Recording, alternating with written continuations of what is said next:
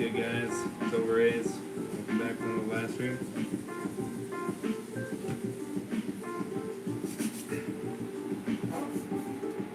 We're back with an interesting one today, boys. Decided, what the hell? Give it a try, right? See where it goes.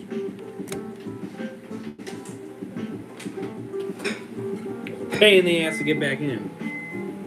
But I got back in. I'm sure Ace succeeds.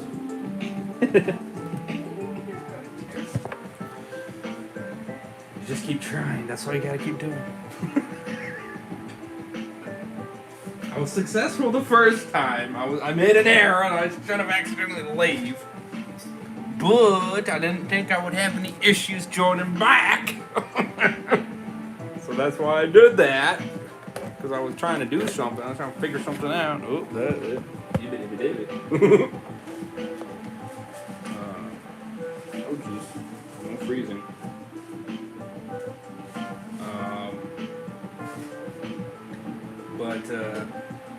Well, now we're back. So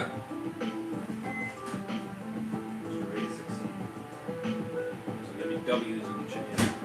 Smash a like. I can't promise it's gonna stay up. Because, YouTube. Copyright. That might be an issue, it might not be.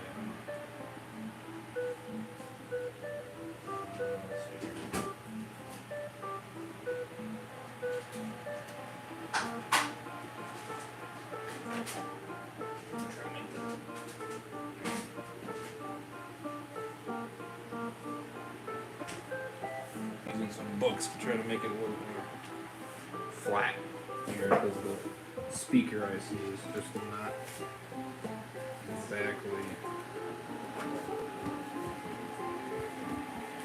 the flat material. Okay, there we go.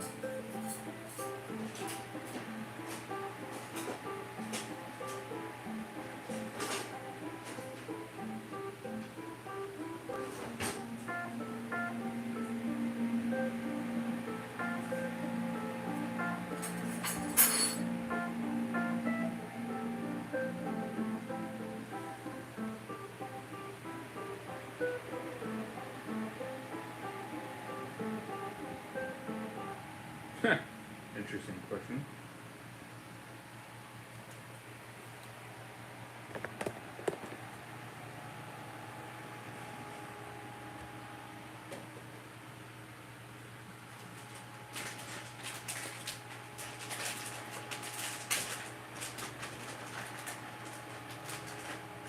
Okay.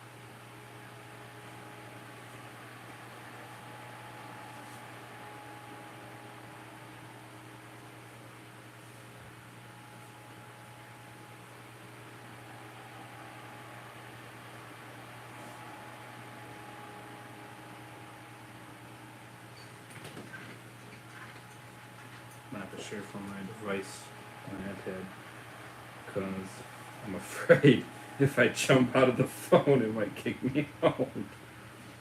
So hold up. So there's some trouble you had to get back into it. Mm-hmm. Yeah, we know. We figured that out. Alright, we're succeeding. Here we go. Thank God for another device. Thank God we can do this from the device itself. W's on that. If you guys could share it out, that'd be awesome. That'd help Mr. Babies.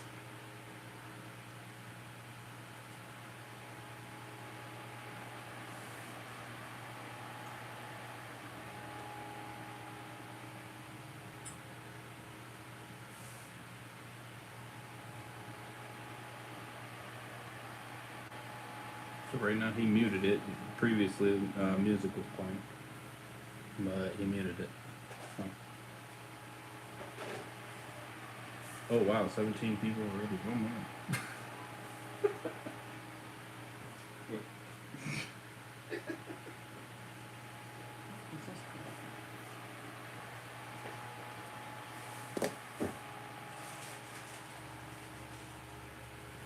Appreciate it, Storm, I believe, right?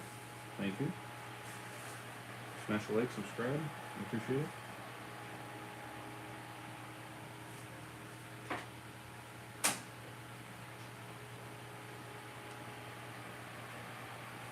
So I'm in it. What's up? What's up? What's up? Okay. Oh, Elon came back. Oh, W's. W's.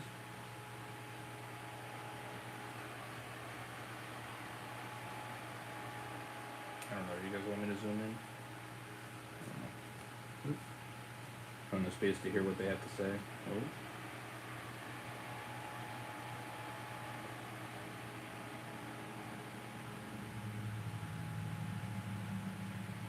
And I'm gonna make sure the volume is good. So.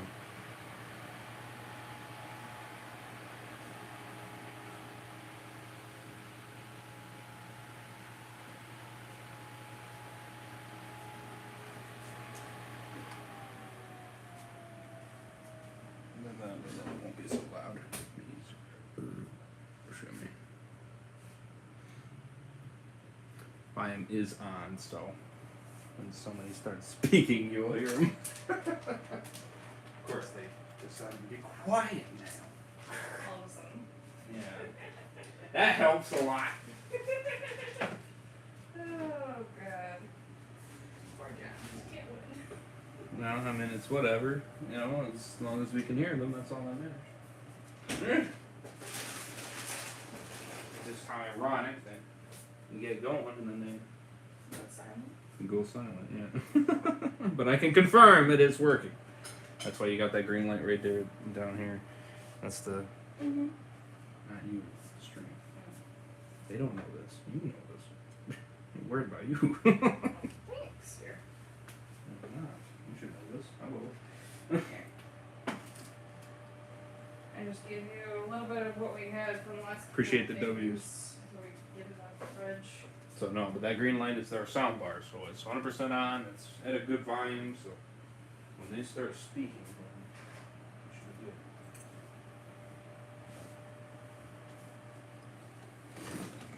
good. In order for me to read the chat, I'm gonna have to keep getting up and looking at the iPad because I don't want to leave from the in case if it kicks me out or glitches or whatever. I don't want to do that. It was a pain in the ass the last time. So I think they're just making sure things are working first, I believe. I think is what they're doing. So hopefully they start talking.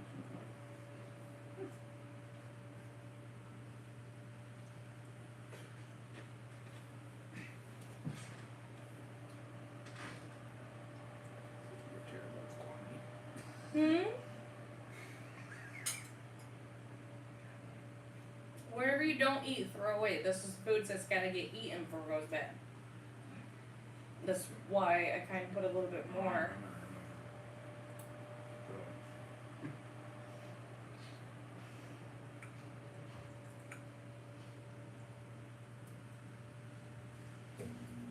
Care about freaking ESPN.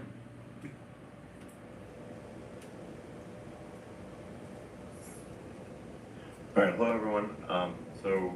My apologies for the late start. No worries. We unfortunately had a massive distributed denial of service attack against our servers, and saturated all of our I don't know if you guys can hear it pretty data good. lines. Like basically hundreds of gigabits of data were saturated. We think we've overcome most of that, and so it's now time to proceed. But as this massive attack illustrates, there's a lot of opposition to people just hearing what President Trump has to say, and but I'm honored to have this conversation. I want to emphasize it's a conversation. And it's really intended to just get a feel for what Donald Trump is just like in a conversation. So it's hard to catch a vibe about someone if you just don't hear them talk in a normal way. And when there's an adversarial interview, like no one's themselves in an adversarial interview. And this is really aimed at kind of open-minded, independent voters who just try to make up their mind. So you can understand like what is what is it just like to have a conversation. So honored to Donald, great to speak. We had a great conversation yesterday. As you mentioned yesterday, if we could just record that conversation and post it, it would have been excellent. And I hope we can have something like that today. Well, I think we will. I'm pretty sure we will. And congratulations, because I see you broke every record in the book with so many millions of people, and it's an honor. We view that as an honor. And then you do want silencing of certain voices. Usually those are voices that have something to say that are constructive, oftentimes constructive. And so we have to consider it an honor, but congratulations on breaking every record in the book tonight. That's great. Well, thank you. Maybe we could start off with, the assassination attempt, which was an incredible thing. And I have to say that, your actions after that assassination attempt were inspiring. You, instead of shying away from things, instead of ducking down, you were pumping your fist in the air and saying, fight, fight, fight. And I think that's, the President of the United States represents America. And I think that is America. That is strength under fire. And so that's, a big, part of the reason why I was excited to endorse you as the President of the United States for having enough term here is that was just incredibly inspiring. But what was it like for you? Not pleasant. Not pleasant. I said that was blood. I had more blood. I didn't know I had that much blood. The doctors later told me that the ear is a place that is a very bloody place if you're going to get hit. But in this case, it was probably the best alternative you could even think about because it went at the right angle, and it was a hard hit. It was very. Did you eat? I guess you would say surreal, but it wasn't surreal. I was telling somebody you have instances like this or like a lot less than this, where you feel it's a surreal situation.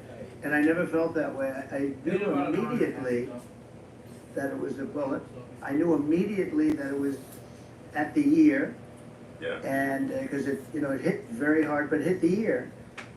And I also heard people shout, bullets, bullets, get down, because I moved down pretty nicely, pretty quickly, and we had bullets flying right over my head after I went down. From that I went down. The bigger miracle was that I was looking in the exact direction of the shooter, and so it hit me at an angle that was far less destructive than any other angle, so that was the miracle. That was, for those people that don't believe in God, I think we gotta all start thinking about that.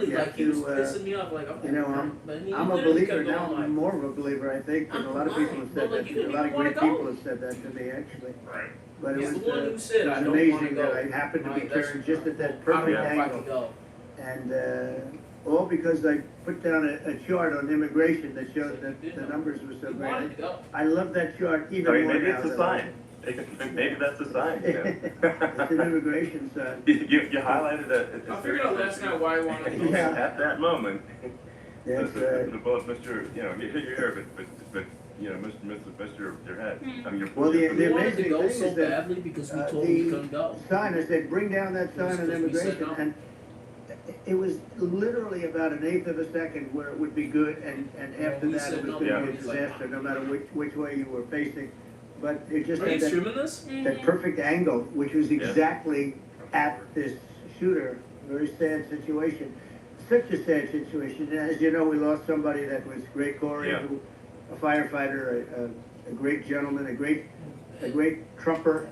He was just a fantastic family and a fantastic man. And a friend of mine came up, Elon, and said, I'd like to give the family some kind of help.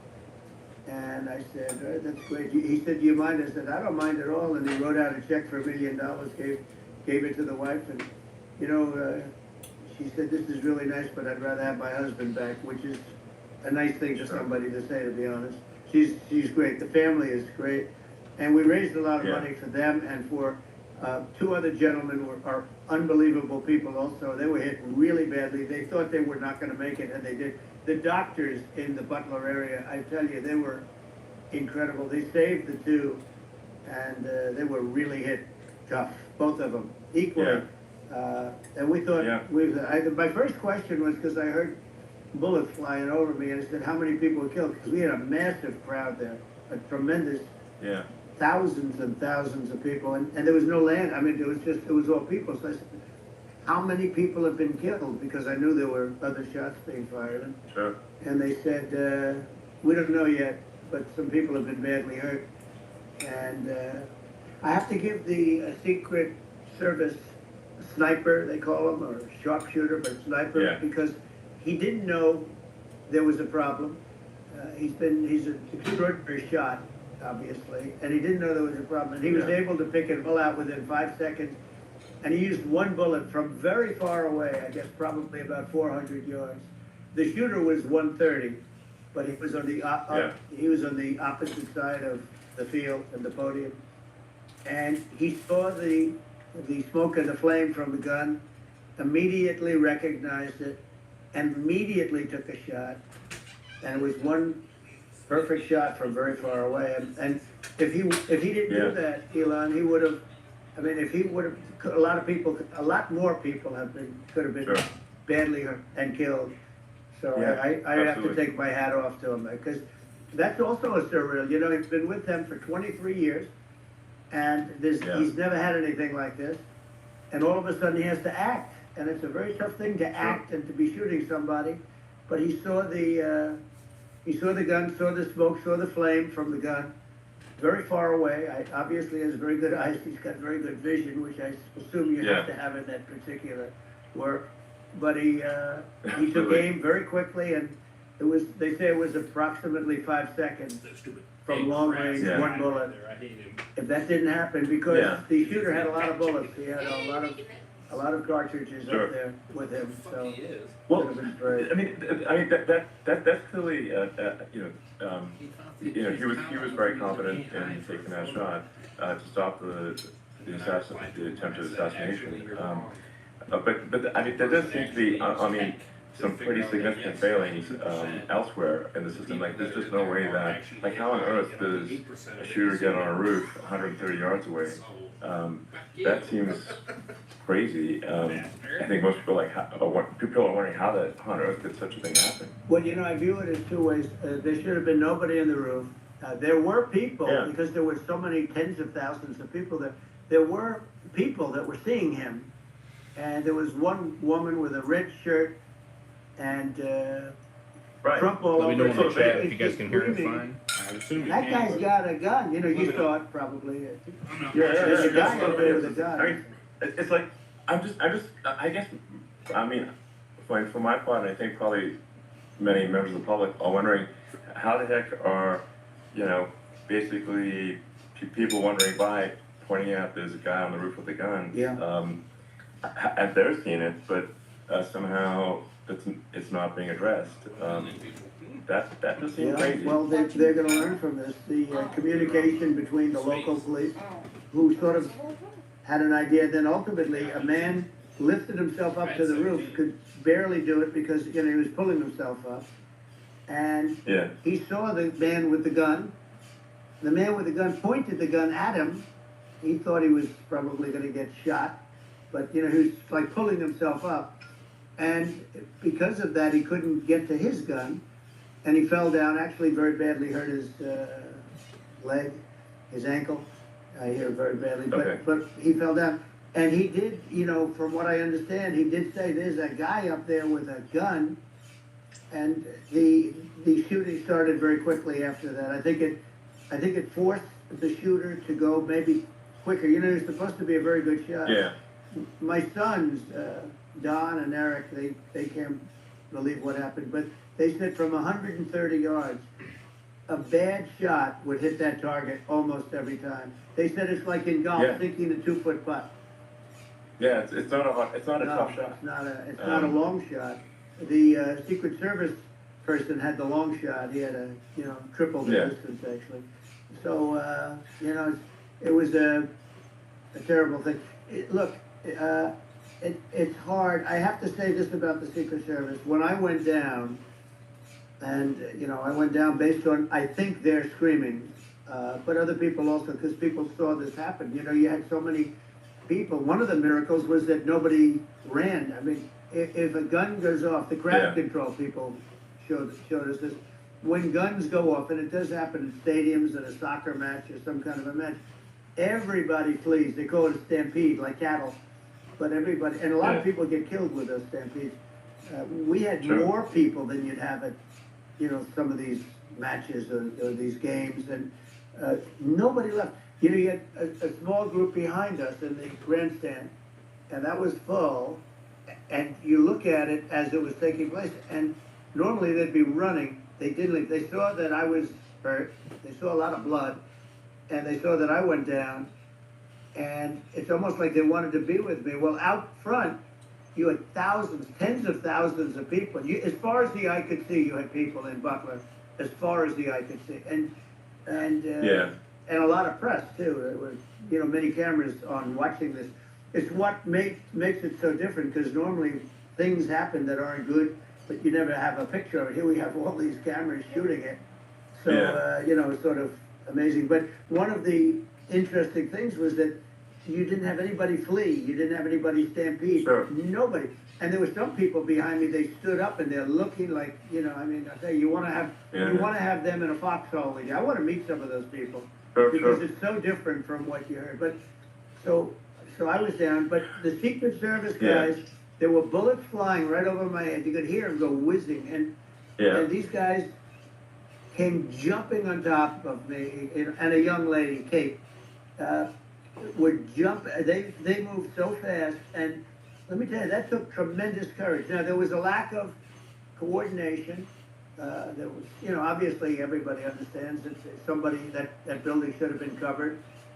And I think that's like, looking at the aerial views, like that building would be like the #1 spot for a sniper. I mean, it's like if you were to pick like what is the favorite, so if the goal is to assassinate, what's your favorite spot? That building. You're right. That building would be #1. That would have been the spot. It's like you can ask for a better location. It's like that would have been the spot. You know what people think is when the local policeman, who by the way, he really, he did what he was supposed to do. He couldn't hold on any longer. And then when he got his head just peeking above, this guy standing there with a gun in his head, and when he fell down, again, hurt his ankle very badly, but he was making the calls. But what happened is the firing took place very soon. So what they think is that this guy ran to his site, which he had all planned out with the gun. He ran to the site and he started shooting fast, and maybe that's why he sort of missed. I mean, he got me, but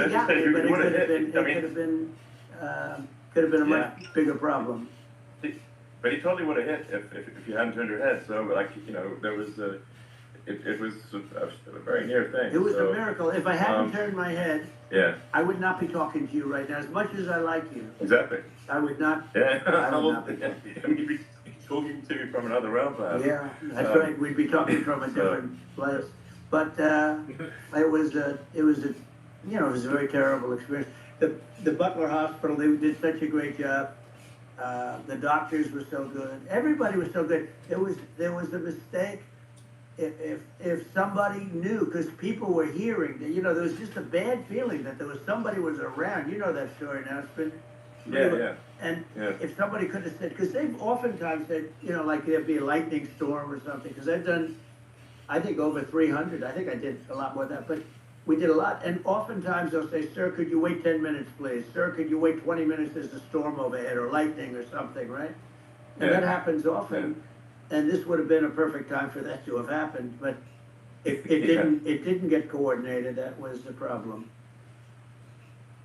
Well, it was your I think your actions in the heat of fire, and like what I find admirable there was that you can't fake bravery under such circumstances. The courage is instinctual or it is not. It's not a rehearsed action. And so I just want to say that I think a lot of people admire your courage under fire there. And so Thank you very much. I appreciate it. I didn't think of it. I just wanted to get up, and I wanted to stand up. I wanted to let people know. I felt I was good when they were on top of me, covering me, actually, very much covering me, and very bravely. But I wanted to get up. I said, I want to get up, and they wanted. They have everything there. They wanted stretcher. I didn't like the stretcher, and I knew I was hit in the ear, but I knew I wasn't hit anywhere else. They felt I was hit someplace else because it was such a lot of blood, and they were sure that I was hit someplace else. And they were saying, "Sir, you were hit more than the ear." I said, "Nope, I was hit in the ear. I want to get up. Let me get up." And so I got up, and the crowd didn't know what to think. I mean, this was so many people, and you could see they were confused. They didn't know what to think. And I wanted to let them know I was okay. It was very important for me to let them know that. So, And Mr. they Blob went comes wild. back in the next You've episode. seen the after. They didn't Right. go wild when I got up Enough with the because they didn't satiation know and shit. Let's move on. was I alive. You really couldn't tell when I stood up I mean, before the it's hand, Elon that's before asking. the, what I the mean? fist in the air. I'm They didn't know if I was alive. It's him that's Nobody asking. did. And when I put the fist up, they were just relieved and happy and thrilled, and the place went crazy. It was pretty amazing. Yeah. It was a terrible thing, but it was incredibly moving. Yeah. Well, and I mean, speaking of the sort of slide that got you to turn that saved your life really was the illegal immigration slide. Maybe this maybe it's worth talking about that. It was that slide saved you're your right. life. No, the illegal immigration saved my life. You're right, but it was, I had to be at the exact angle. I mean, that's a great one. saved by illegal immigration. You know, the incredible thing though, when you talk about the odds, you had to be exactly at that angle. But the incredible thing is that the chart, I used it less than 20% of the time. It was just a moment. Yeah. It's always on my left, never my right, and it's always at the end of the speech. So here we have it. It's on the right, not the left. It's at the beginning, not the end. And even the people that put it up, they were unprepared, and they did a great job. They got it up immediately, fortunately. But I looked to the right, and the bullet came whizzing by, hitting my ear. So it was amazing. But when you think of the odds of that, and you know that normally you wouldn't use it. Normally I wouldn't have the thing, and then it would have been a very different story.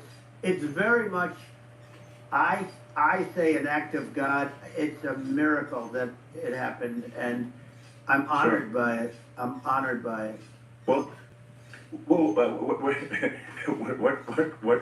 you about to say about illegal immigration before you were rudely interrupted? Well, I was going to say how good the numbers were. By the way, we're going back to Butler, and we're going to go back in October. We're all set up, and the people are fantastic in Butler. It's a great area. These are incredible people. Like the three that, in the case of Corey killed, and the other two, the families I got to know them a little bit, and the families are great. But we're going back to Butler, and I think I'll probably start by saying, as I was saying, prior to being so horribly interrupted, but so really interrupted by an assassination attempt. But the chart. Some people have no manners. Elon, the chart was just a chart that in my last week we had the best illegal immigration numbers, meaning stopping. It was at the lowest. You've seen the chart. It's become quite a famous chart. Yeah. But that was the lowest point ever recorded.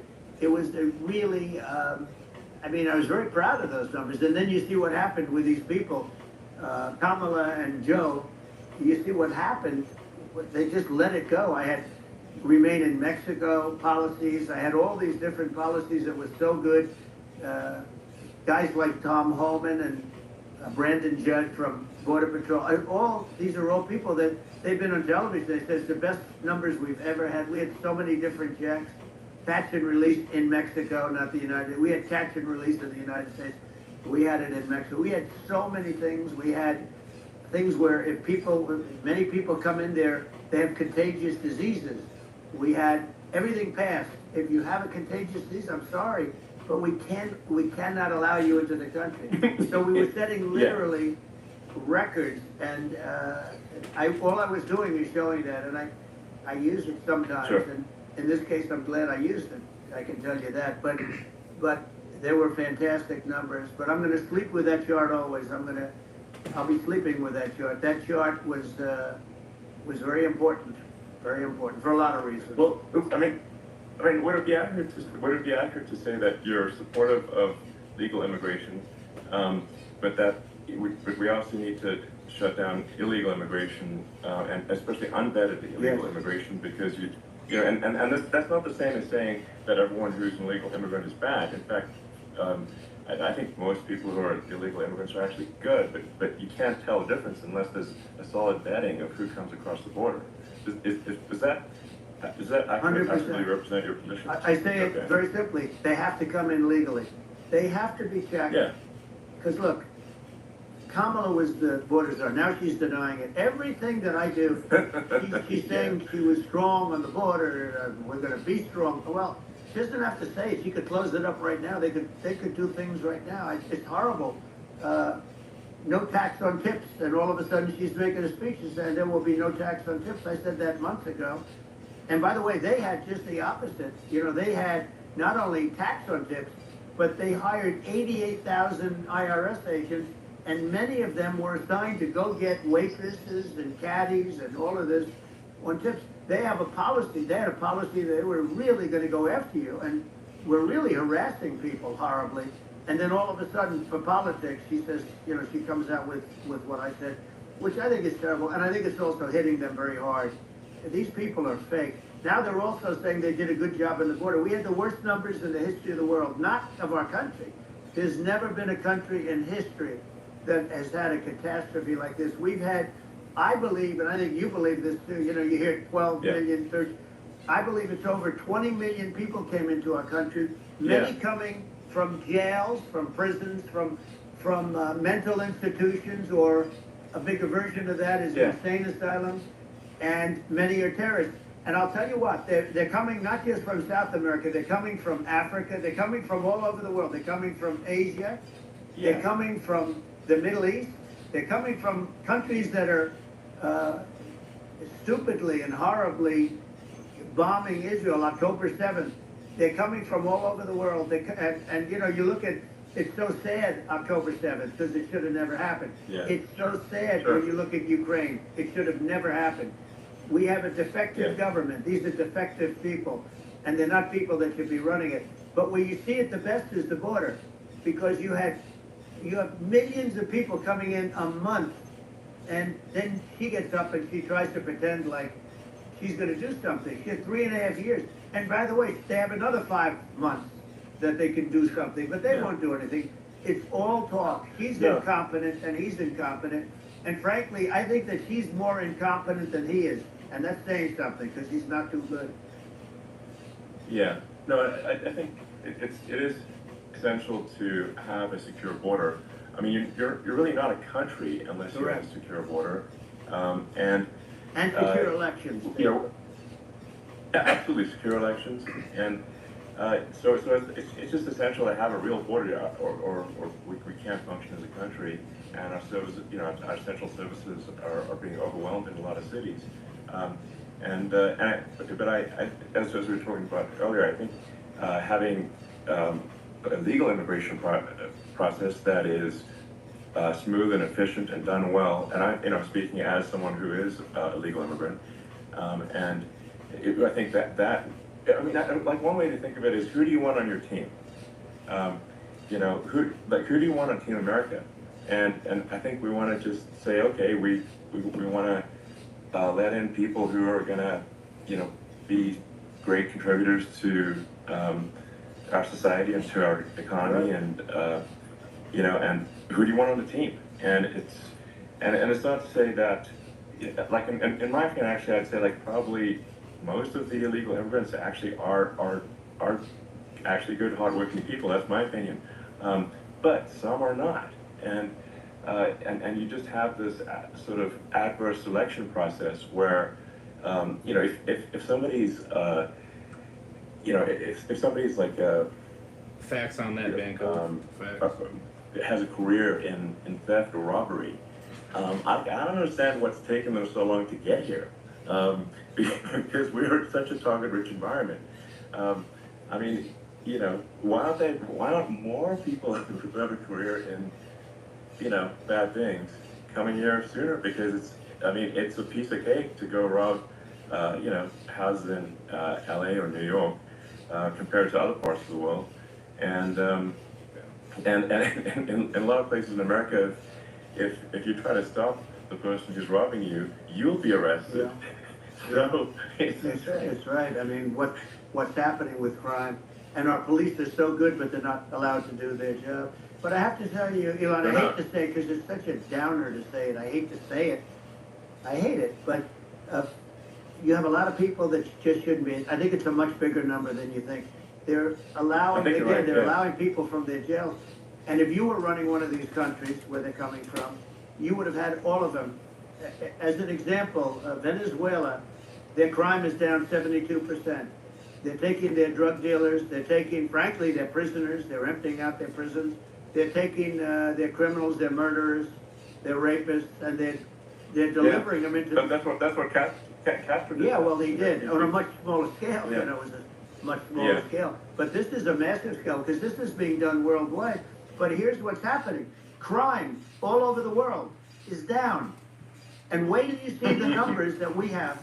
You know, this is migrant crime. This is crime that's going to be... Yeah. And I saw it today in New York, where somebody was knifed, where they raped the girlfriend of a man that stood there watching in New York in one of the shelters, and started pulling out the knives, and bad things happen today. But this is happening every day. These are rough people. These are people that are in jail for murder and all sorts of things, and they're releasing them into our country, and they're telling them, if you come back, we're going to kill you. We're going to give you the death penalty or kill you. So they don't want to come back. But these are rough people. Yeah. These are criminals that make our criminals look like nice people. And it's horrible what they're doing. And she's in charge of it, because, you know, now she's trying to say she had nothing to do with it. And she's such a liar, because she was called the border czar the first day, and it was on the headlines of every newspaper. She's the border czar, and she never even went there. She went to one location which had nothing to do with where the problem is.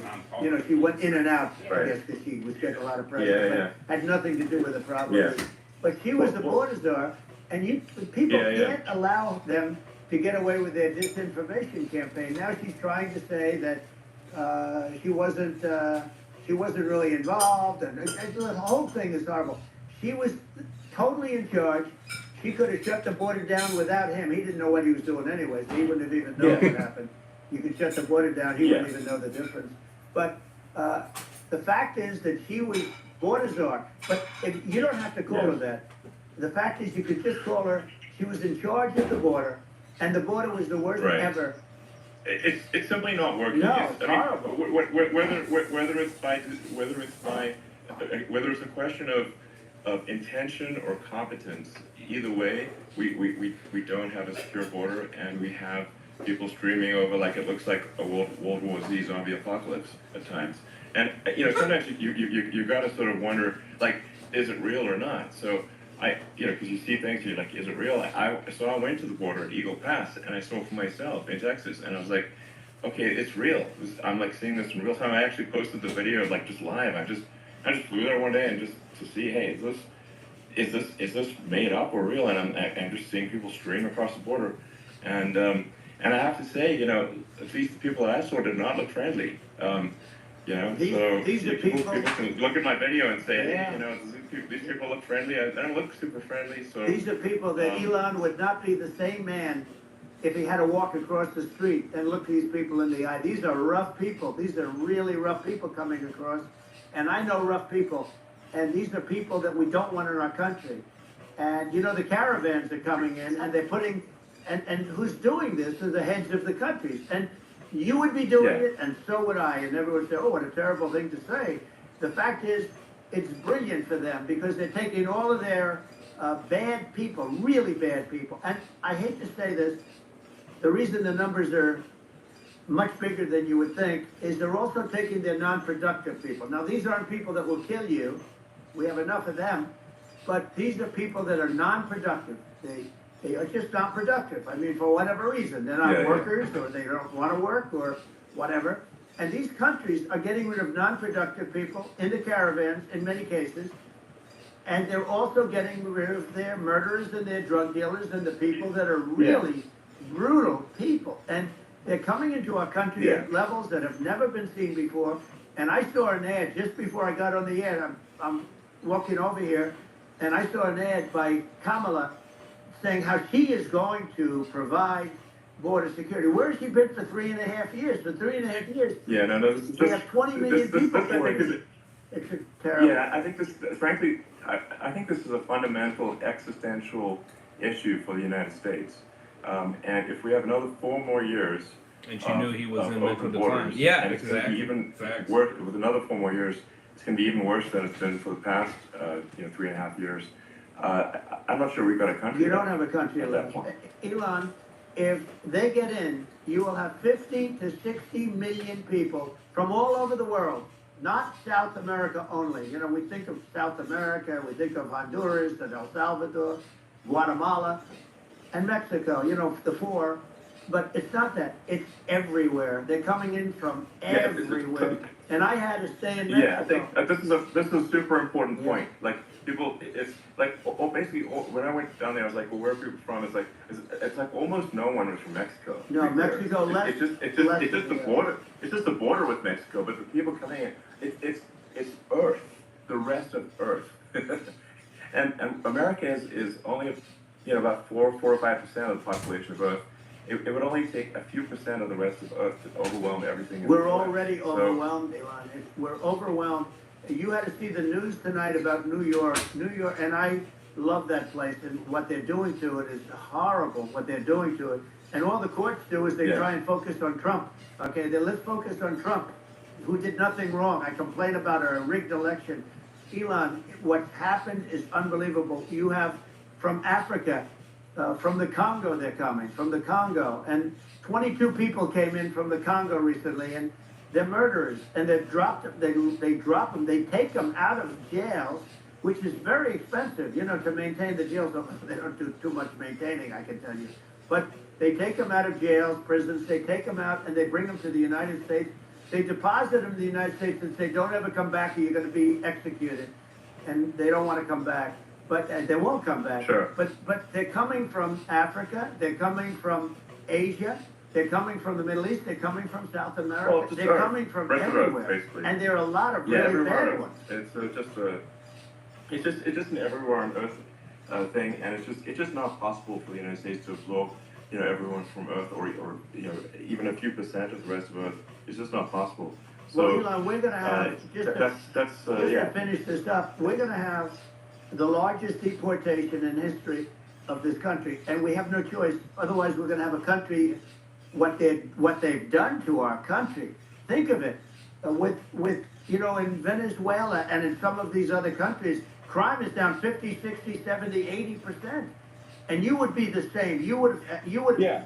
I'll tell you what. Venezuela has not gotten rid of all of them. They've gotten rid of about 70% of their really bad people. Their jails are about 50% put into the United States. The same with other countries. Sure. Some are at 30%, some are at 50%. They're all different.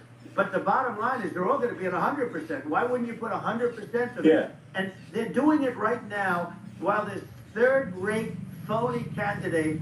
Don't forget, I beat Biden. He failed in the debate miserably, and some people said, "Oh, gee, it's too bad. It's too bad he did so badly," or "I did well in the debate." The first night they said, "Wow." One of the people at CNN said that was the greatest debate performance I've ever witnessed.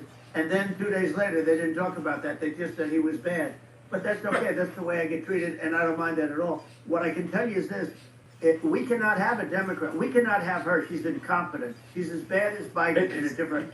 Yeah. She hasn't done an interview since this whole scam started. And say what you want, this was a coup. This was a coup of a president of the United States. He didn't want to leave, and they said we can do it the nice way, or we can do it the hard way. Yeah, I mean, they just took him out back behind the shed and basically shot him. Oh, what they did with this guy, and I'm no fan of his, and he was a horrible president, the worst president in history. And one of the reasons he was so bad, first of all, the Israeli attack would have never happened. Russia would never have attacked Ukraine, and we'd have no inflation. And we wouldn't have had the Afghanistan mess, if you think of it. Well, and we wouldn't have had Afghanistan. But we think of it, you take a few of those events away, and we have a different world. We would also have inflation was caused by oil. Yeah, no, I think you make an excellent point here, which is that when other countries that are are thinking about invading or doing bad things, when they're thinking about that, they're thinking about, okay, what's the American president going to do? And do they fear the American president, or is it someone they do not respect and do not fear? And I think they would rightfully be. I mean, look at the footage of the assassination. They're like, okay, President Trump is like, don't mess with me. I mean, that's like. But whereas I think people are not going to be, and they obviously have not been at all intimidated by Biden, and they certainly will not be intimidated by Kamala. And you have to really think of that in the context of global security. That if the American president is someone that, like, evil dictators are scared of, that makes a huge difference to the security of the world. So I had a good relationship with Putin, despite the Russia hoax that lasted for over 2 years. Just a hoax created by Hillary Clinton and Adam Shifty Schiff, some just bad people, just sick people, frankly. I mean, Schiff is a sick person. He's going to end up probably being a senator. It's hard to believe. The whole thing is hard to believe. But, they put our country in danger with that stuff, too. They actually, when they make up stories, and you have to fight your way out of it for a long time. But I know Putin very well. I got along with him very well. He respected me, and it's just one of those things that we would talk a lot about Ukraine. It was the apple of his eye. But I said, don't ever do it. Don't ever do it. I shut down Nord Stream 2. That was the big oil pipeline, the biggest pipeline in the world going all over Europe. I shut it down. Biden came, and then they said, I loved Russia. I was a friend of Putin, and I loved Russia. No. He actually said to me one time, he said, if you're my friend, I'd hate to see you as an enemy. I shut down his pipeline. The biggest pipeline, they were looking at that for fun. And this pathetic president gets in there. And the first thing he did, one of the early things he did is he shut down Keystone XL pipeline, which is our pipeline that would have employed 48,000 people, pipeline workers. Shuts it down. That was, a massive job that Obama refused to allow. Yeah. I allowed it in my first week because it was jobs and it moved oil. And by the way, in a much more environmentally friendly way. It's underground. It's not a truck that catches on fire or a train that catches on fire. But think of it. He shut down the XL pipeline, the Keystone XL pipeline. Yeah. He shuts that down, and he approves the Russian pipeline. Yeah, it doesn't make any sense. It's inconsistent. Certainly, but I mean, I think it's just worth emphasizing, to listeners, the immense importance of whether the United States president is intimidating or not intimidating, and how much that matters to global security. Because there's some real tough characters out there, and if they don't think the American president is tough, they will do what they want to do. I know every one of them. And that puts the whole world in danger. Elon, I know every one of them, and I know them well. I know Putin, I know President Xi, I know Kim Jong-un of North Korea. I know every one of them. And let me tell you, people say, oh, this is terrible. He said, I'm not saying anything good or bad. They're at the top of their game. They're tough, they're smart, they're vicious, and they're going to protect their country. Whether they love their country, they probably do. It's just a different form of love, but they're going to protect their country. But these are tough people at the top of their game. And when they see a Kamala or when they see Biden, Sleepy Joe, they can't even believe it. They can't believe this happened. All the stuff that you're seeing now, all the horror that you look at Israel, they're all waiting for an attack from Iran. Iran would not be attacking, believe me. you know, when I was there, and I say it with respect, because I think we would have been good with Iran. I don't want to do anything bad to Iran, but they knew not to mess around. Iran was broke because I told China, if you buy from Iran oil, it's all about the oil. That's where the money is. But if you buy oil from Iran, you're not going to do any business with the United States. And I meant it. And they said, we'll pass. Yeah. They didn't buy oil. Other countries likewise. Sure. If you want to buy, you're not doing business with the United States. And they were at a point where they had no money for Hamas, they had no money for Hezbollah, they had no money for any of these instruments of terror. And it was amazing. In fact, there were articles when I was leaving, which is hard to believe actually, especially when you look at what's happened to our country. Our country is so bad right now. It's such a different place. We were respected. Think of it. 4 years ago, we were so respected to a point where when I said don't buy oil, they didn't buy oil. But they had no money, and Israel would have never been attacked. Zero chance. And again, I said to Vladimir Putin, I said, don't do it. You can't do it, Vladimir. You do it, it's going to be a bad day. You cannot do it. And I told him things that what I do, and he said, no way. And I said, way. And you know, it's the last time we ever had the conversation. He would never have done. I got along well with him. I hope to get along well with him again. You know, getting along well with them is a good thing, not a bad thing. I got along well with Kim Jong-un. When I met with President Obama just before entering, you know, it's a sort of a ritual, and I sat down with him and we talked. It was supposed to be for a very short period of time. It turned out to be a long period of time. I said, what's the biggest problem? He said, North Korea. I had that problem worked out very quickly. It was nasty at the beginning with Rocket Man and, you know, all the different things. Yeah. But all of a sudden I got a call. Those were some epic tweets, by the way. Yeah, they were epic everything. He said that he has a red button on his desk. I said, I have a red button on my desk too, but my red button is much bigger and my red button works. And then I called him Little Rocket Man of Little Rocket Man. Anyway, here's the bottom line. All of a sudden I got a call from him. And they said they want to meet. They want to meet me. And we met, as you remember, we met in Singapore. We have met also in Vietnam. And I got along with them great. We were in no danger. But President Obama thought we were going to end up in a war. A nuclear war with him. And let me tell you, he's got a lot of nuclear stuff. Exactly. He's got plenty of nuclear. He can do plenty of damage. So. Yes, I mean, it's because, you know, I mean, people like Kim Jong-un, they respond to strength, not weakness. Well, and he and I had a good relationship. Remember I met him and we walked onto his land. Nobody ever walked onto his land before. I walked onto. I wouldn't say let's bring up Secret Service again. I wouldn't say they were thrilled when I did that. I walked onto his land, and it was an amazing period. But we were not in danger with him because of me.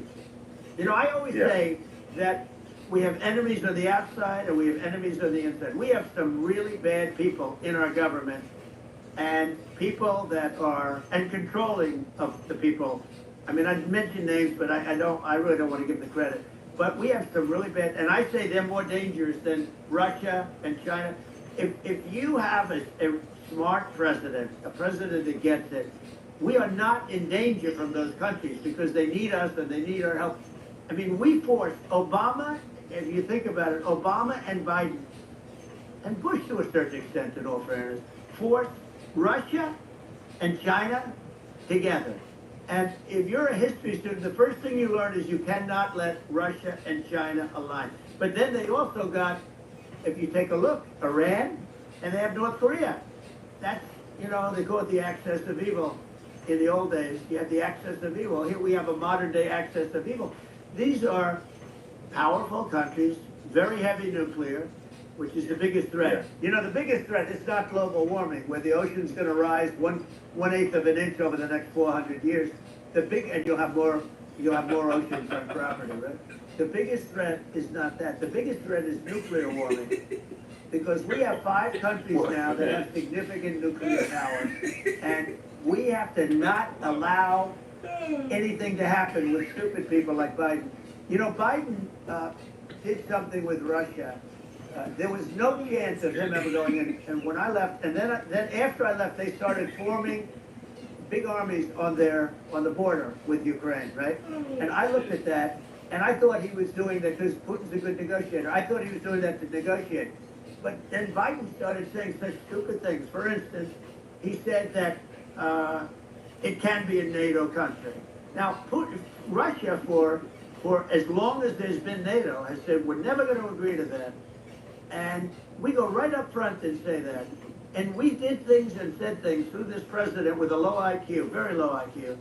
He had a low IQ 30 years ago, by the way, but now he might not even have the IQ at all. There's nothing on the board that goes this low. He said things that were so stupid that war would have been, that war had zero chance of happening if I were there. Zero chance.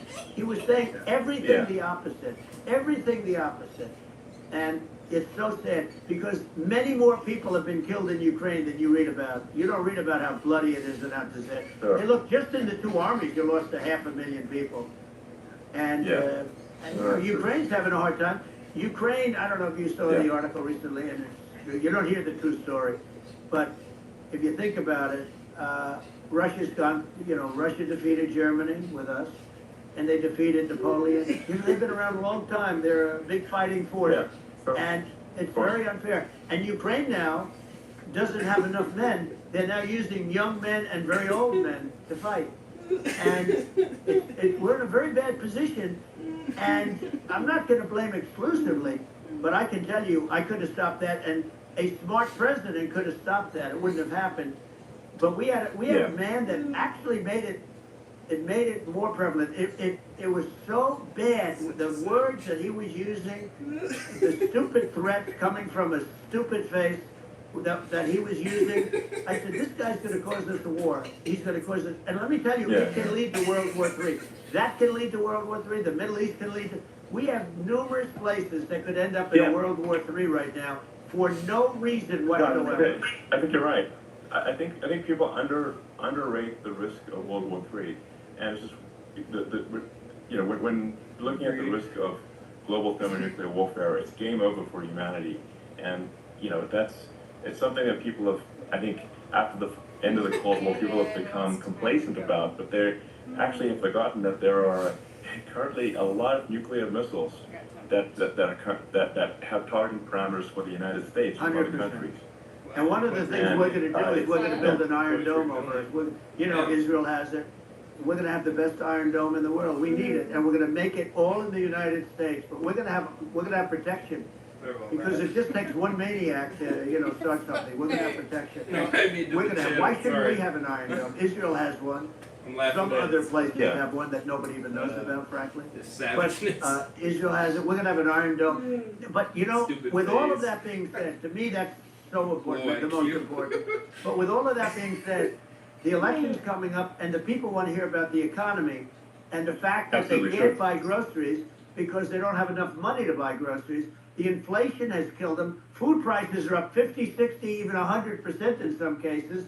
And this stupid administration allowed this to happen, and it's a shame. And that's the thing that people most care about, in my opinion. They care about the border a lot. And we discussed the border at great length. And it's nice to have a forum like this where I can discuss something at length. And by the way, do you think Biden could do this interview? Do you think that Kamala could do this interview? They would take a pass on you. No, they could not. So they don't need Elon. They don't need Elon screaming out questions. It's pretty sad when you think that somebody that does this for a living can't answer a question or is afraid to do an interview. And in her case, with a very friendly interview, she's got all friendly interviewers. It's pretty Yes, absolutely. But the big thing now is the economy, Elon. And as much as I mean, I view nuclear as the single most important thing, but a lot of people don't understand that. But it doesn't have to. If I understand it, that's all you need. Because if I was president, you're not going to have that kind of a problem. But the thing that they really is making them angry is what Kamala and Biden have allowed to happen to the economy. It's a disaster with inflation. The inflation, it doesn't matter what you make. The inflation has eaten you alive. If you're a worker or if you're just a middle income person, you can't afford, 4 years ago, 5 years ago, people were saving a lot of money. Today, they're using all their money and borrowing money just to live. It's a horrible thing that's happening. And we'll end that quickly. Well, I think A lot of people just don't understand where inflation comes from. Inflation comes from government overspending because the checks never bounce when it's written by the government. So if the government spends far more than it brings in, that increases the money supply, and if the money supply increases faster than the rate of goods and services, that's inflation. So really, we need to have we need to reduce our government spending, and we need to re-examine. I think we need like a government efficiency commission to say like, hey, where are we spending money that's sensible? Where is it not sensible? Right. And we need to live within our means. We're currently adding, I think, $1 trillion to the deficit roughly every 100 days. That's right. And you know, the interest payments on the national debt have now exceed the defense budget. It's on the order of $1 trillion, It's interest. and it keeps I growing. rebuilt our military, largely rebuilt our military, did a great job on it, which was so important. You know, we had jets, we had fighters that were, and bombers that were 70 years old, and we did a great job of that. Then by the way, we gave 85 billion of it back to Afghanistan, if you can believe it. We gave them 85 billion. You know, they're one of the largest sellers of military equipment in the world. They're selling what we gave them. That was one of the most embarrassing days in the history of our country. But if you think about, let's go back to the economy. We have to bring energy prices down. Energy started at the price of gasoline. Now your cars don't require too much gasoline, so you know you have a good, and you do make a great product. I have to say, I have to be honest with you. That doesn't mean everybody should have an electric car, but these are minor details. But your product is incredible. But the gasoline, Elon, is the cost of energy. Not only gasoline, it's the cost of heating your house and cooling your house. That has to come down. It's gone up 100%, 150, and 200%, and that has to come down. When that comes down, and we're going to drill, baby, drill. You know, they stopped drilling, and then they went back to drilling because they went back to the Trump policy. But if they won, the day after they get into office, this country will go out of business because they're going to go to an energy policy that's not sustainable. Wind and different things. You're not going to have anything. Yeah. And I know you're a big fan of the AI, and I have to say that AI, and this is shocking to me, but AI requires twice the energy that the country already produces for everything. So you're going to have to build. We're going to have to build a lot of energy if our country will be competitive with China, because that's our primary competitor for this on the AI. You're going to need a lot of electricity. You're going to need tremendous electricity, like almost double what we produce now for the whole country, if you can believe it. Sure. Well, just going back to this, like this basic thing, which that people try to make it sound complicated, but it's not. But inflation is caused by government overspending. Right. Would you agree that we need to take a look at government spending and have perhaps like a government efficiency commission that just tries to make the spending sensible and so that the country lives within its means, just like a person. The waste is incredible, and nobody negotiates prices. You used to have a lot of people making jets, and you end up with two companies, and they'll probably try and merge at some point. I mean, I wiped through it. Like Air Force, just a thing like Air Force One. One of the first documents they asked me to sign, a general officer, sir, will you please sign this document? What is it? Air Force One. That's with Boeing, which is basically two planes, two 747s. And the price was $5.7 billion for two planes. Now they're highly sophisticated. That's insane. They're even nicer than your plane, okay? But much more sophisticated. They're I won't say what's on it, but they got a lot of stuff on it. Anyway, but it's 5.7. That's a crazy number. It's a crazy number, but I said, I'm not going to pay 5.7. I'm not going to do it. I said, who made the deal? Obama and his people. I said, well, then I know the deal's no good. I'm not going to do it. And over a course of about 4 weeks, by my saying I'm not going to do it, I got the price reduced by $1.6 billion for the exact same plane, other than we had a nicer paint job, if you want to know the truth. But for the exact same plane, I saved one. And I said to Boeing, man, you guys must make a lot of money if you can reduce the price by that.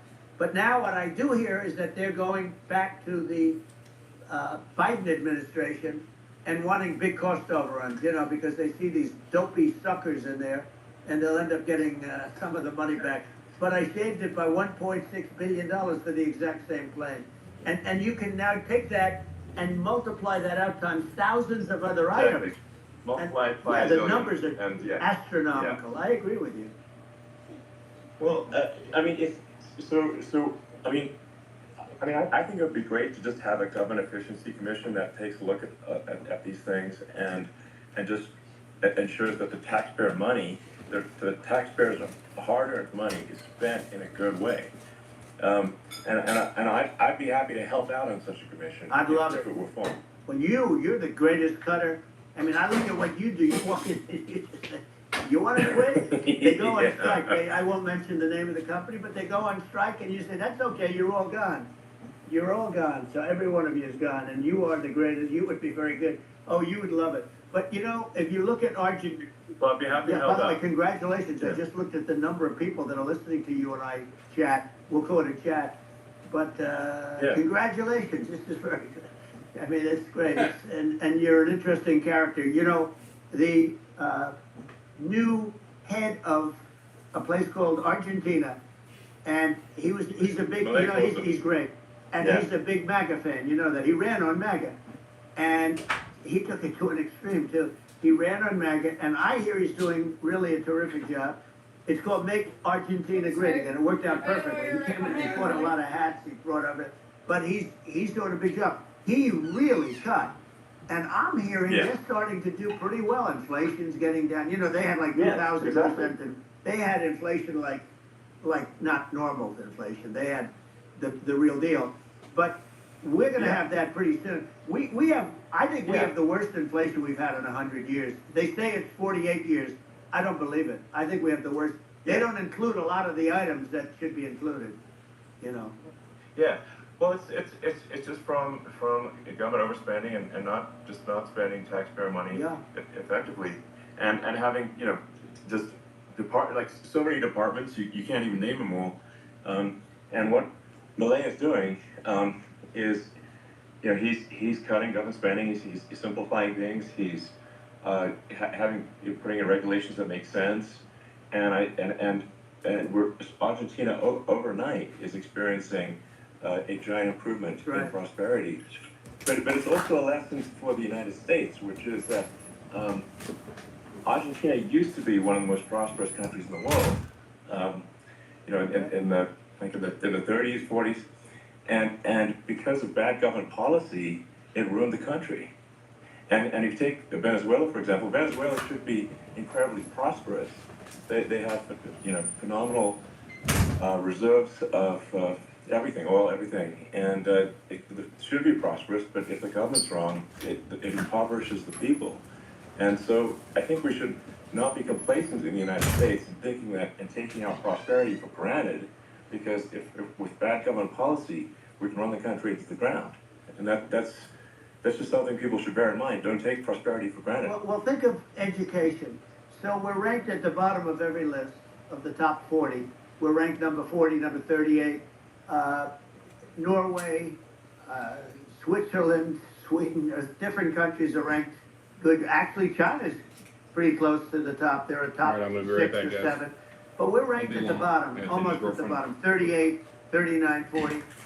In other words, horrible. And yet we spend more per pupil than any other country in the world. So we spend more. And what I'm going to do, one of the first acts, and this is where I need an Elon Musk, I need somebody that has a lot of strength and courage and smarts.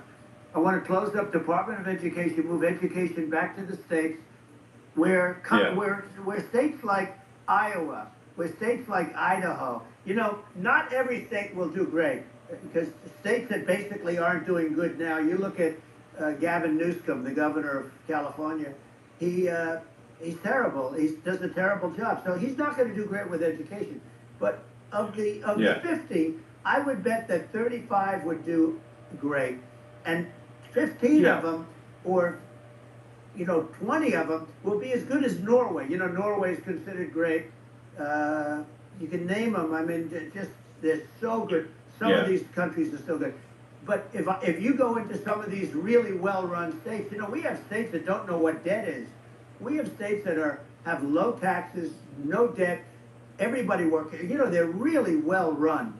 Sure. And maybe they have certain advantages in terms of location, in terms of, you know, the land or the the sun and the water and the whole thing. You know, there are a lot of advantages that some people have. But if you move education back to the 50, you'll have some that won't do well, but they'll actually be forced to do better because it'll be a pretty bad situation. But if you think about it, you'll have some of these states. I'll bet you'd have 30, 35 states.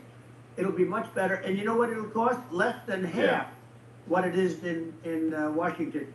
And these people don't care about the students in these, faraway states. And it'd be unbelievable. Yeah. I think you're making a good point in that if the states have to if each state has to compete against other states, then people will naturally move to states where it's better. Well, like California, as we said, it's a badly run state. I could go through it. I got so many friends that are in those states, even if they're Democrats. I hate to mention certain states, but Illinois is badly run with Pritzker. He's a real loser. But some of these places are just badly run. But it's almost going to force them to run better, and they won't do good initially. But you're not going to do worse than you're doing right now. And I would say that the cost, you would cut your cost by 50 or 60%. And you'd have a little monitor. You want to make sure they're teaching English as an example. Give us a little English, right? Sure. Right? Yeah. No, I mean, to what? I mean, some of these governors are doing so badly. I mean, they got so many people moving out of their state. They should get U-Haul Salesman of the Year award because they're driving so much U-Haul. It's actually amazing. People moving out. Isn't it amazing to you as a businessman that they can even survive? Like Illinois, so many people are leaving, and you wonder, how do they survive? I mean, how do they survive? I saw where you left California, and you moved to Texas. Texas does a great job. But, I mean, I just wonder, how do these states survive when big businesses, a big oil company just left California, as you know, and they moved to Texas. How do these big states survive when they lose so many businesses and their taxes are already really high? The taxes are among the highest taxes. You almost wonder, how do they continue on? And in many cases, the governors don't do a good job, and they're crime-ridden places. You wonder, how do they continue to just go on? It's not a good situation. I mean, I think the only thing that's going to force some of these states to change is if they risk bankruptcy and they're not getting bailed out by the federal government. Right. Well, that's the only thing that's going to get them to change. You remember the area in California where they had that, where I guess somebody had sticky fingers and they stole a lot of money, and they went into a form of chapter, and it was very nasty for a period of time. But now it's probably the most popular place in all of California. So at some point, something like that may have to happen. But the problem is, you can't penalize people that loan money to the state when you have incompetent people like a Pritzker. Look, the family didn't want him in the family business, and then he ends up being governor of Illinois. So what is he going to be a great governor? And you have people. I could name every one of them. I got to know every one of these, and some are very good, and some are just horrible. Well, I think that, the larger point here, too, as you're saying, like a lot of people are concerned about the economy, a lot of people are concerned about inflation, and inflation is effectively a tax on people that save money, and for people that are working day to day, it's just a form of taxation, and if we can solve the government spending problem, we'll solve the inflation problem, which means people will have a better standard of living, and that's a really big deal. Well, the people that got hurt worst are the people that did it the way they were taught to do it all through, their younger life and their young life and their whole life. The people that saved money, and then they got no interest on their money, and inflation destroyed them. And frankly, they were almost better off if they didn't do anything like that. I mean, those people have been absolutely decimated, and we're going to bring those people back and help those people. We've got to get the prices down. When I look at bacon costing 4 or 5 times more than it did a few years ago, when you look at some of the food products in grocery stores, people go, they can't believe it. They used to be able to buy a whole cart, and today, a lot of people just don't have the money. They go in and they can't buy anything. They look at it's sticker shock. They call it sticker shock, right? I think it really just comes, like I said, I think it just comes down to really, I guess two things, which is is that if you solve government overspending, you solve inflation, which improves living Right. standards of the average person. And then if you deregulate, like have sensible regulations, so because a lot of the regulations are nonsensical and cause the cost to be extreme for no reason, but unless you've got effective deregulation, like Reagan did a great job of deregulation in the 80s, but it's been 40 years since we had anyone really. I mean, during your administration, we made some progress, but I think the opportunity to make, I think, radical progress with sensible regulation.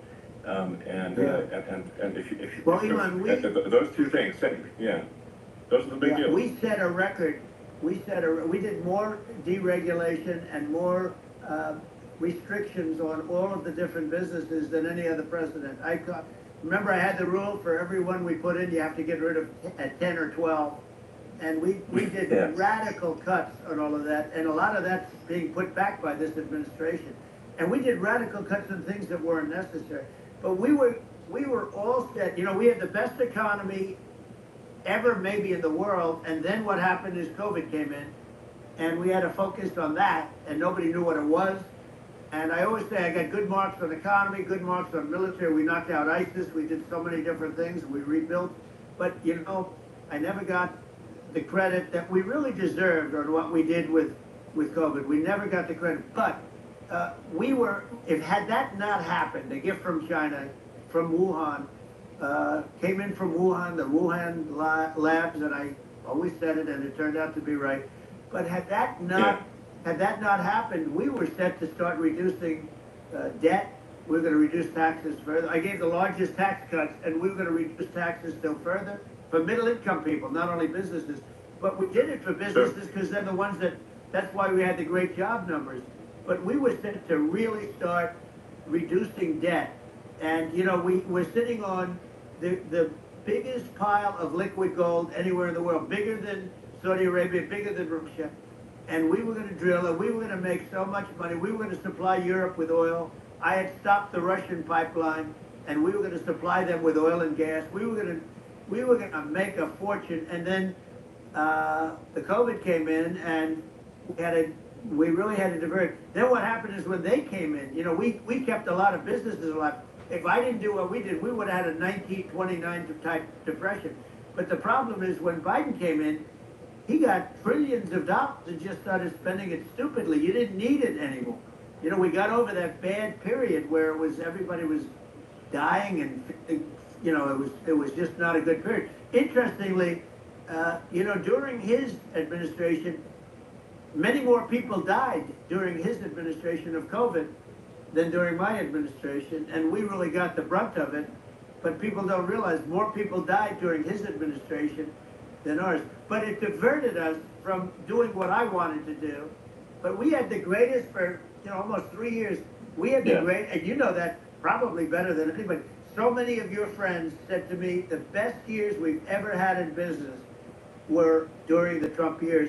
And also said that African American, Hispanic American were so incredible. They were having the best Asian American women, men, young people without a diploma, young people that graduated from the best colleges, from MIT, from the Wharton School, from all of the great colleges, Harvard. They were doing better, and people without a diploma were doing better. And everybody was happy. And then COVID came, and we had the problem is they spent trillions and trillions of dollars. They wasted. They shouldn't have taken any money, and we wouldn't be having inflation right now, which is killing our country. Yeah, absolutely. I mean, I should probably say something about, like, you know, maybe my views on, you know, climate change and oil and gas, because I think it's probably different from what most people would assume.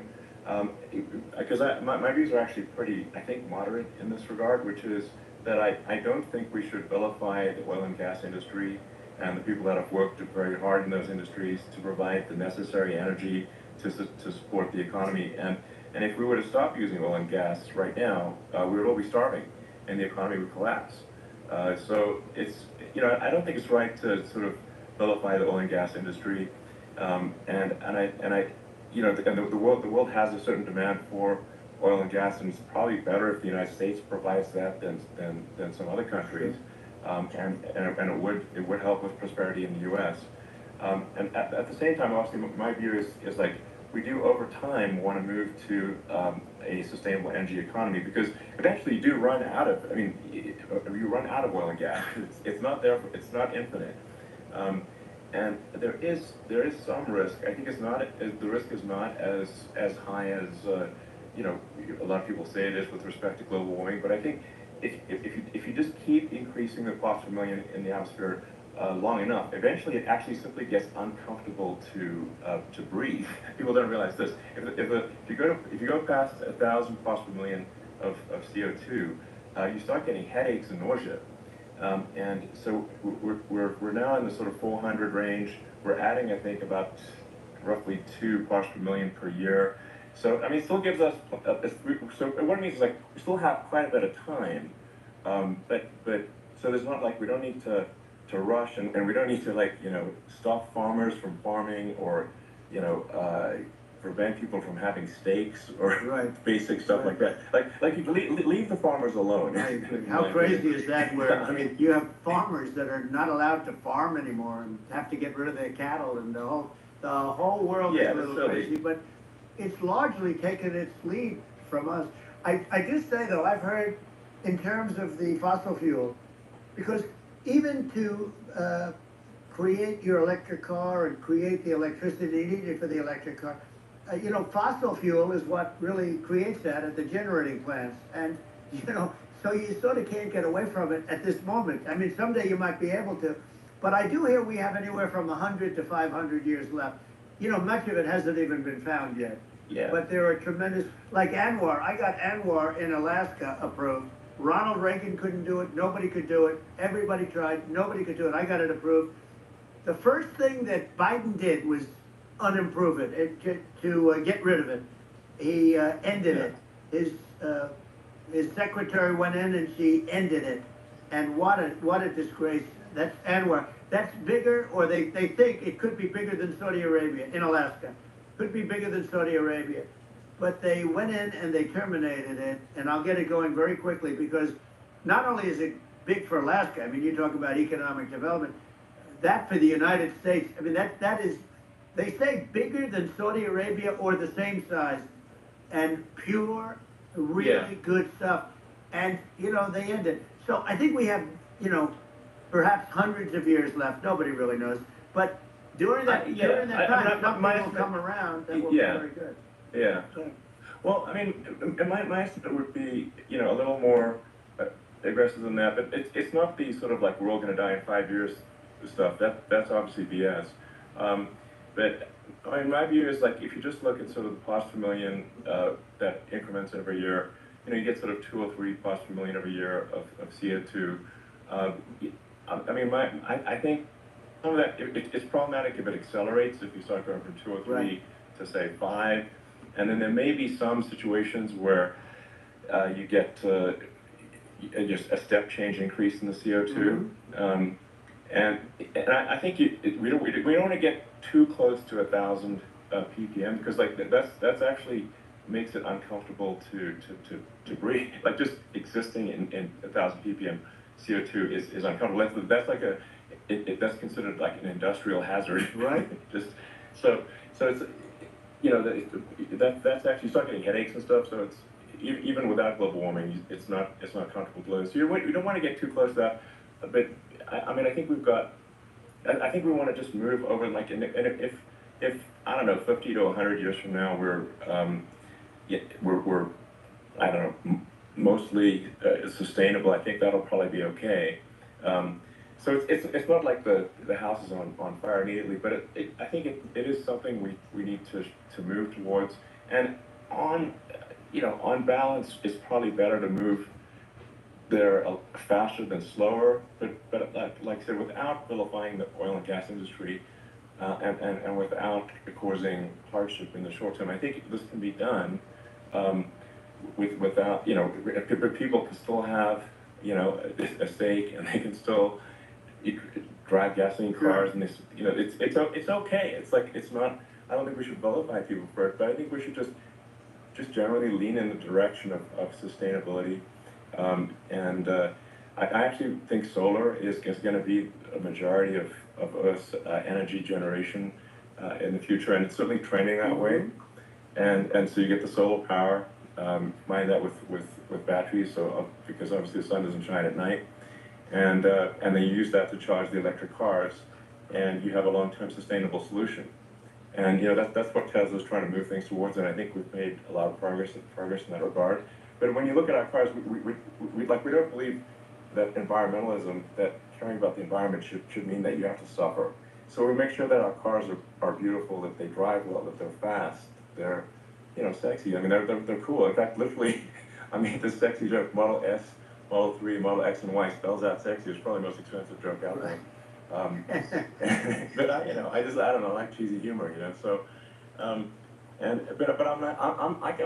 a big fan of let's have an inspiring future, and let's work towards a better future, and we do so without demonizing. Right. I'm okay. It's very interesting. You use the word global warming, and today they use the word climate change because you have some places that go up, and so they were getting themselves in a little trouble with the word global warming because not every place is warming. Some places are going the opposite direction. But I'm sort of waiting for you to come up with solar panels on the roofs of your cars and on the trunks of the cars, and it just seems like something that at some point you will come up with. I'm sure you'll be the first.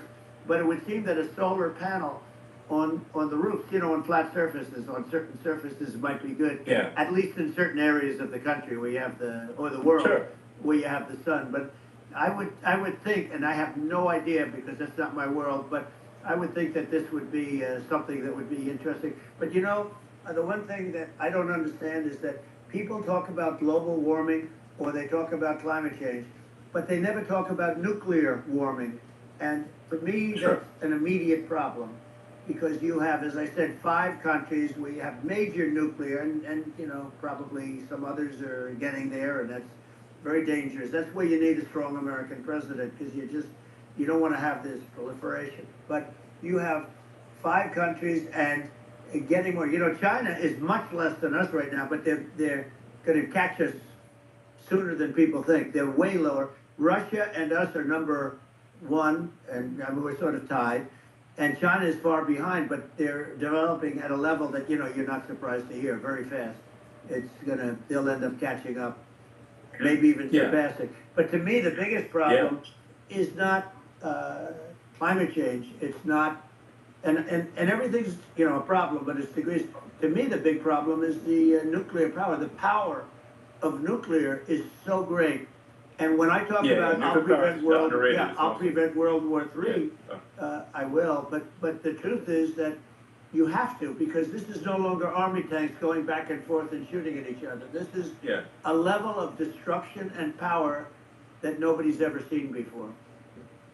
Yeah, and actually, there's the bad side of nuclear, which is a nuclear war, very bad side. But there's also, I think, nuclear electricity generation is underrated. You're right. And it's actually, people have this fear of nuclear electricity generation, but it's actually one of the safest forms of electricity generation. It's just a huge misunderstanding. And if you look at the injuries and deaths, caused by, say, I'm not going to try to pick on coal mining, but just any kind of mining operation. And there's a certain number of injuries and deaths per year. You compare that to nuclear. Nuclear is actually way better. So it's underrated as an electricity source, and I think it's something that's worth reconsidering. But there's so much regulation that people can't get it done. So that maybe they'll have to change the name. The name is it's a rough name. There are some areas like when you see what happened in good bad branding. Right, we'll have to rebrand it. We'll have to give it a good name. We'll name it after you or something. No, it has a branding problem. When you see what happened. It does have a branding problem. When you see what happened in Japan, where they say you won't be able to go on the land for about 3,000 years. Did you ever see that?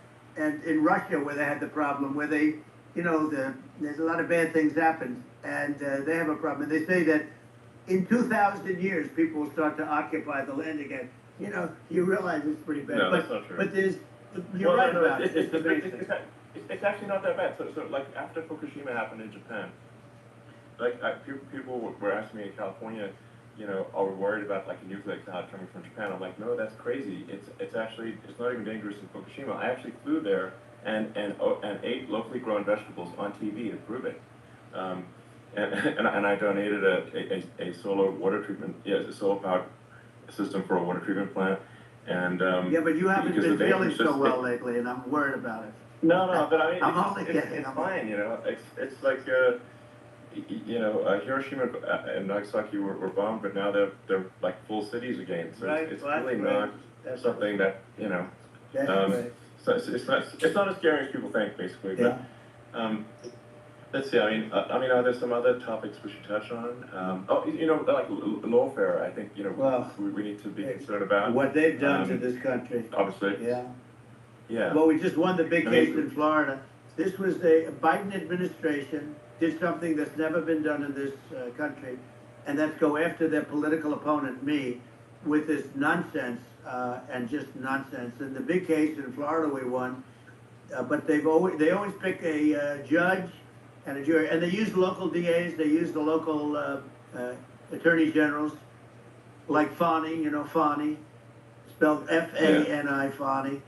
And it's all a big hoax, and it's all run from there. Like in Manhattan, one of the top people from the Justice Department went in, ran Manhattan, ran the state. The Letitia James deal was run by a person from the Department of Justice, Biden. They've never done this before, and they set up a very bad precedent. It's called lawfare, warfare.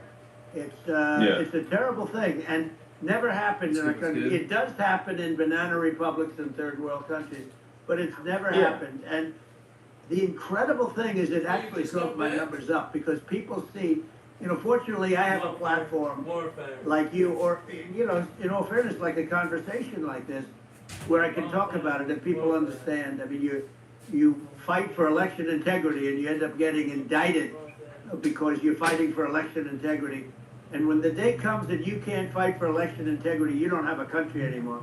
So what happens is they went after their political opponent, me.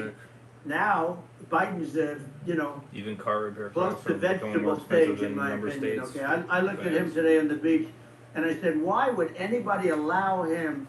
The guy could barely walk. Why would anybody allow him? Does he have a political advisor that thinks this looks good?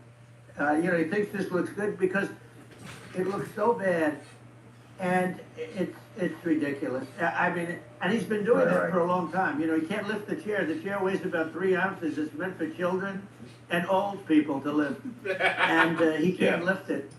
The whole thing is crazy. Well, it's clearly, it's clearly like we just don't have a president. Right? You don't have a president, and she's going to be worse than him because he is a San Francisco liberal who destroyed San Francisco, and then as Attorney General, she destroyed California.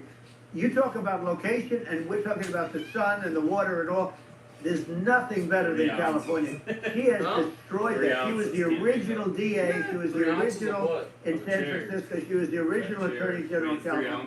What she has done to California is, well, you know better than I do. You just left California for a lot of those reasons. And what she's done with crime, with cashless bail, where you kill somebody. I mean, we have states there you kill somebody and they let you out right away. I mean, you don't have to even put up, and then they never find the people unless they kill again, and then they let them out again. Our country is becoming a very dangerous place, and she is a radical left San Francisco liberal, and now she's trying to protect. Now she's looking like she wants to be more Trump than Trump, if that's possible. I don't think it's possible, but she wants to be more Trump than Trump. Yeah. I want a wall. I think that's. She wants to release all the prisoners that are in detention, and some of these guys are really bad. Right. That just came out today. She doesn't want to build the wall, even though the walls work. Walls and wheels. In your business, everything you do is obsolete. Almost, well, not the tunnels, but everything is obsolete. Even your rocket ships, they're like a month later, they're obsolete. You find a better way to. The only thing that's not obsolete is a wall and a wheel, and the wall. I built hundreds of miles of wall. And that's why we had such good numbers. I was going to add 200 miles. We bought it. We could have flipped it up in 3 weeks, and they sold it for 5 cents on the dollar. That meant, I said, wow, that means that they actually do want to have open borders. She wants to have open borders, and now she's going like she's tough on the border. It's such a lie. Yeah, this is simply not Yeah. true. This is simply No, not and true. everybody knows it's it's simply not not true. true. It's a disgrace that she Yeah. can say it. No, I mean, obviously, what's happening sort of overnight is they're rewriting history and making Kamala sound like a moderate when in fact she is far left, like far left. Worse than Bernie Sanders. She is considered Yeah. more liberal by far than Bernie Sanders. She's a radical left lunatic, and if she's going to be our president, very quickly you're not going to have a country anymore. And she'll go back to all Yeah. of the things that she believes in. She believes in defunding the police. She believes in no fracking, zero. Now all of a sudden she's saying, no, I really want to see fracking. If they got in, the day she got in, she'll end fracking. And by the way, if people didn't think that, the lunatics that really believe in that, they won't vote for her. You know, like the Palestinians and Israel. She is so anti-Israel, and she's bad for both. Biden actually did something that was impossible. Both sides hate him, you know, both sides. That was a hard thing to do, unification. Yeah, no. I mean, Netanyahu came to give a talk to a joint Senate and House sitting, and I was there, and Kamala stood him up. You know, what does that say? I think it's highly disrespectful. And I say, if you're a Jewish person, or if you believe in Israel, if you're a person that, you know, is a very pro-Israel, if you vote for her, it's worse than Biden. And Biden was bad. But if you vote for her, you ought to have your head examined. And you see tonight, I mean, as we're doing this, I'm seeing reports coming that they expect an attack tonight or tomorrow from hundreds and maybe thousands of rockets. You know, their Iron Dome, as they call it, as we all call it, but their shield that they build, that can be swamped. We use the term that's appropriate, swamped. But they swamp it by shooting enough missiles. You know this better than anybody. By shooting enough missiles, they can't defend themselves. You know, they just obliterate the whole place. And that's what some people think they're looking to do. And we have no leadership. There's no respect for the United States of America with these people. And I'm telling you, she'll be worse than him, because she's a believer in being radical left, and he wasn't. I think you're right. I mean, you really, it's important for the public that maybe listen to this to look at Kamala's track record, you know, before the last month, and say, is that a track record you agree with? And I think if you're an independent moderate, you definitely would not agree with it, because it is her behavior has been far left, and we're seeing just an overnight propaganda attempt to rewrite history and make it sound like Kamala's moderate when she in fact is not moderate. Well, her running mate approved, signed into legislation, tampons in boys' bathrooms. Okay, now that's all I have to hear. Tampons in boys' bathrooms, and that means she believes in that too. I mean, she picked this guy because he was the closest to her. A lot of people thought she'd pick sort of the opposite, but she picked an anti-Israel, radical left person. But she is far worse, they say, than Bernie Sanders. If we have her as a president, if we have a Democrat at this moment as a president, I don't think our country can survive. I think it's a massive. I think we're in massive trouble, frankly, with the Kamala administration, and that's my honest opinion. And I think really it's essential that you win for the good of the country this election. And that's understating my opinion. Now, you know, you may have seen this, but I got a letter from the EU Commission, saying, you know, to not have disinformation on during this discussion that we're having, and you know, there's a lot of attempts to do censorship and to force censorship even on Americans from other countries, and you know, what do you think about that? Well, I know the European Union very well. They take great advantage of the United States in trade, as you know. We, through a different forum, NATO, we protect them, and yet if you build a car in the United States, you can't sell it in Europe. You just can't sell it. It's impossible. The same thing with our farmers. Our farmers find it very difficult to do business. You know, we have a deficit with them of $250 billion, which people don't know. It sounds so nice, the European Union, but let me tell you, they're not as tough as China, but they're bad. And I let them know it. And that's probably why they notified you. No, they don't treat our country well. We defend them. You know, with Ukraine, so we're in for 250 billion, and they're in for about 71 billion, and they have the same size. If you add up the European nations, that you know, in terms of an economy, it's about the same size. Wouldn't you say as us? And they're and they're in much greater risk. They're right there. We have an ocean separating us from. In this case, the enemy would be Russia. Used to be for the Soviet Union, but let's assume they're close enough. And what happens is they're into 70-something million. I think even less than that billion, and we're in for about 250 billion, and it could be a lot higher than that. And I say, why aren't you going to equalize? Why aren't they paying what we're paying? And they're in much more, you know, it's much more important for them because of the fact that, you know, they're right near there. I mean, they're all sort of in that location. We're not. But they should, and I did it with NATO. There were only 7 countries that were paid up in NATO out of 28 at the time. And the United States the United States was subsidizing NATO, tremendously subsidizing NATO. And I said, I went in and I said, you got to pay up. If you don't pay up, we're not going to defend you any longer. I took a lot of heat, but you know what happened? Billions and billions of dollars came flowing in. And I think a lot of the public isn't aware of the fact that the United States pays a disproportionate share of the NATO expenses. And then we get taken advantage of on trade. So think about it. Yeah, well, I mean, the point of NATO is defending Europe, and it's you know. It's like, then, okay, well, why is the United States paying disproportionately more to defend Europe than Europe? That doesn't make sense. That's unfair. And that is an appropriate thing to address. Well, you know, when you talk about cost cutting and savings and everything else, I mean, honestly, look, there's nobody that feels worse about the Ukraine situation than I do because I know it would have never happened. I know Zelensky, he was very honorable to me because when they went with the Russia hoax, and they said I had a phone call with him. He said it was a perfect phone call. It was a great phone call. He could have grandstanded and, you know, said, oh, he was very threatening. He said, no, it was a very nice phone call. I called him up to congratulate him on his win, and you end up getting impeached because these people are lunatics.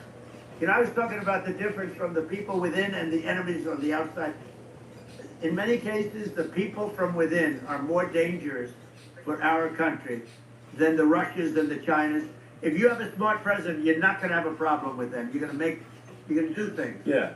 Now they've taken advantage of us absolutely. incredibly, but you're going to do things with the right person.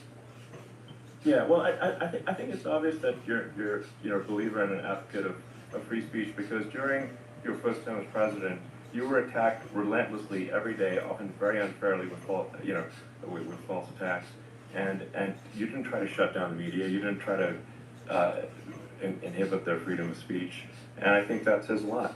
Well, the good thing is that you and I have, and some people, very few, we can get the word out. Although sometimes it's hard because they don't want to print it, you know, like we're having a great conversation right now. Kamala wouldn't have this conversation. She can't because she's not smart. You know, she's not a smart person, by the way. She can't have this conversation. And Biden, we don't even have to talk about it. I mean, he couldn't have this conversation. He would have given up on the first half of a question. He would have walked out. He would have said, where am I? Where am I going? So anyway, but no, he wouldn't have this. That's true. Not a lot of people would have this conversation, but you know, we cover a lot of territory. But the beauty is that you know, we can have a conversation, and I'm able to get it out with that because I get treated unfairly. This is a really big point. You can actually have a conversation with you. Yeah, it's nice, isn't it? And you can't have a conversation with Biden or Kamala. It's like it's not possible. So it's like talking to an NPC. No. So it's just impossible. Well, but think of it. We need a man or person who's unbelievably sharp in order to stop all the nuclear danger and all the dangers that I'm talking about. And I got along with all these. You know, I got along with Kim Jong-un. We had dinner. We had everything. And he really liked me, and I got along with him really well. By the way, He's the absolute boss over there. You know, a lot of people said, "Oh, do you think he will?" That's for Let sure. me tell you, I saw things that you don't want to know about. He is the boss. But we had a good relationship, and he doesn't like Biden. He considers him a stupid man. He said he's a stupid man. Well, at least he speaks his mind. But you know, in this country, you're not sort of allowed to say it, but I guess you are. You should be allowed to say it. Yeah. It's true. But we need smart people, and we need people that have an ability to lead, and she doesn't have that ability. Can you imagine? Now you know Chairman Xi very well. Can you imagine her and him negotiating, or No, it's even silly. It would be standing silly. together? It is, the whole concept is ridiculous. She is terrible. She's terrible, but she's getting a free ride. I saw a picture of her on Time Magazine today. She looks like the most beautiful actress ever to live. It was a drawing, and actually, she looked very much like our great First Lady, Melania. She didn't look, she didn't look like Camilla, that's right, but of course she's a beautiful woman, so we'll leave it at that, right? Yeah, well, you know, maybe, like, I think part of what, you know, people in America want to, you know, people in America want to feel excited and inspired about the future. They want to feel like the future is going to be better than the past, and that America is going to do things that are greater than we've done in the past, reach new heights that make you proud to be an American, and excited about the future. They want the American you know, dream back. You know, they want the American dream back, more important than anything else. It's like, you don't have that today because the people, they've been just sucked. They see incompetent people running our, you know, the Biden thing is very interesting. People just found him to be incompetent. And when I debated him, I was like, is this for real? It was... Yeah, it was just absurd. But you know, I think there are, like, you know, some you know, grand projects that we could do. I mean, I think, like, you know, we could build a base on the moon. We could send American astronauts to Mars. We could build high-speed connections that are, you know, more advanced than anything else in the world between our cities, so people have fast transport. You know, it's possible to solve traffic with tunnels. We were, you know, we already made great progress in Vegas doing that, and you know, and just do things that are exciting and inspiring and make the future feel like it's better than the past. Well, I saw what you did in Vegas, and I'll tell you, it was amazing. I got to see, I took a big glimpse at it, and it's incredible what you know, it's incredible. And you could do that all over. You could do that all over. It's deep. Yeah. You don't even need much structure, you know, assuming you're in the right area. No, it's straightforward. It's amazing.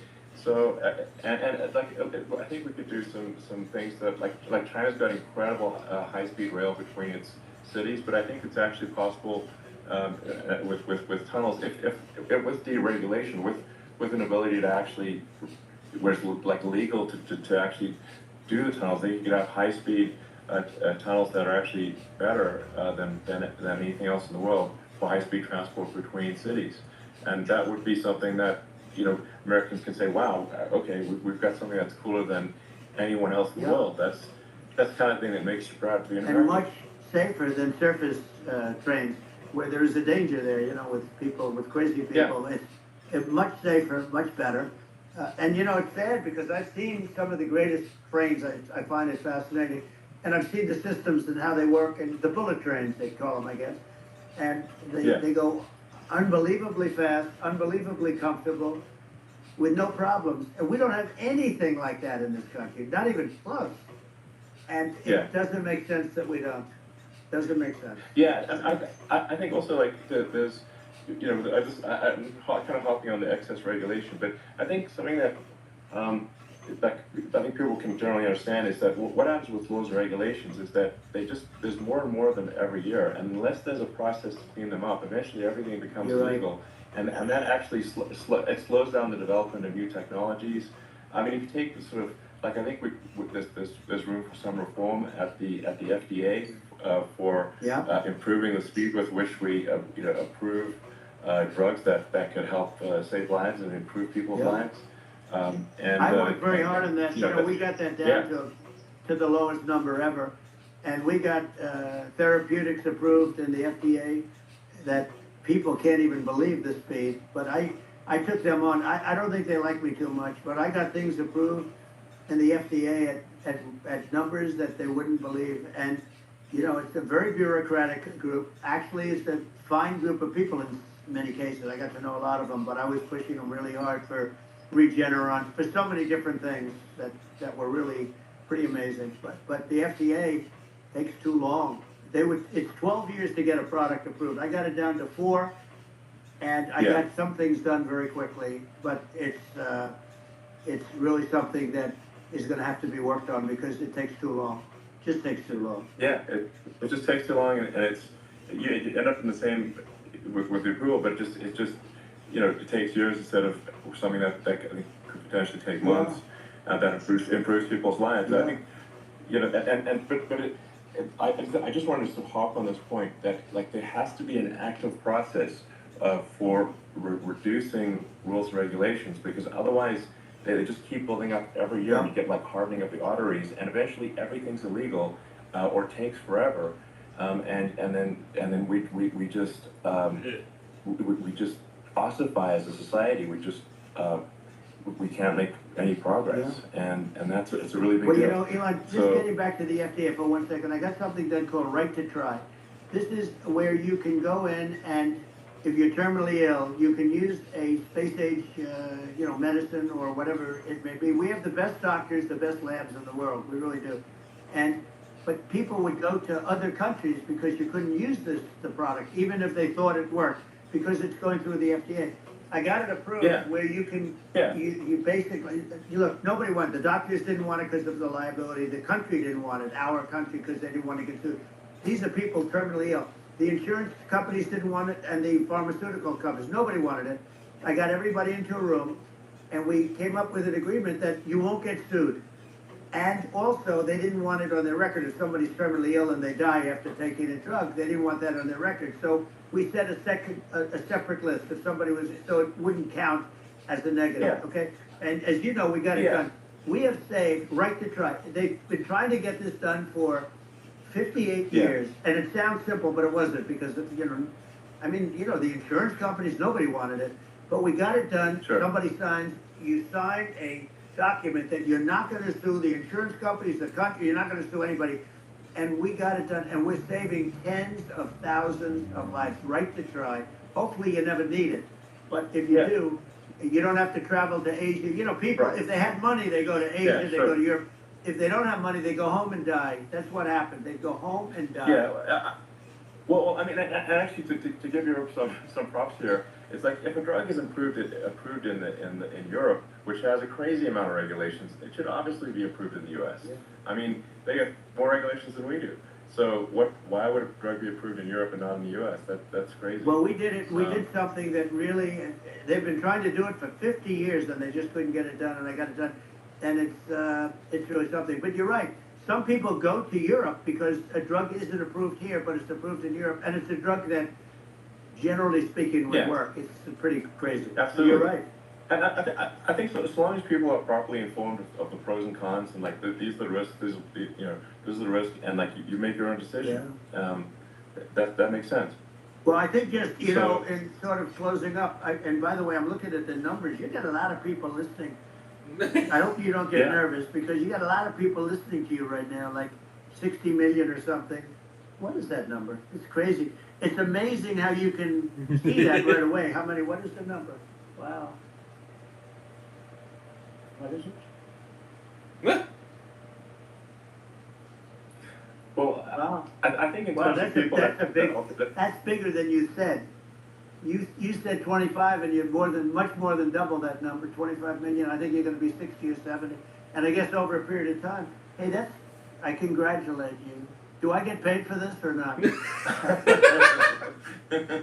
Well, I think actually in terms of the number of people that will hear this conversation over the next few days to weeks, it's going to be hundreds. That's what they say. Yeah, that's good. Well, look, it's an honor. I just asked this: are you better off now, or were you better off when I was president? Nobody's better off now. People, you know, we put out polls on that, and nobody's better off now.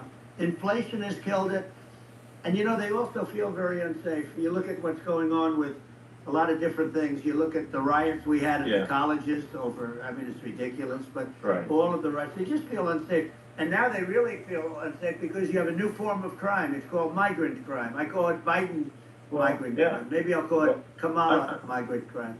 But you know, I mean, with all these things, I always try to get to the ground truth by just asking people. And you know, my mom lives in New York, and I was like, you know, Mom, you know, do you know, have any of your friends, you know, been attacked or assaulted? And she said, yeah, 3 of her friends in 3 separate incidents were assaulted just in recent months, just walking around the streets of New York. And I said, well, what happened to the people that assaulted them? Oh, nothing. They got away. Like, and they just know they always get away. nothing's going.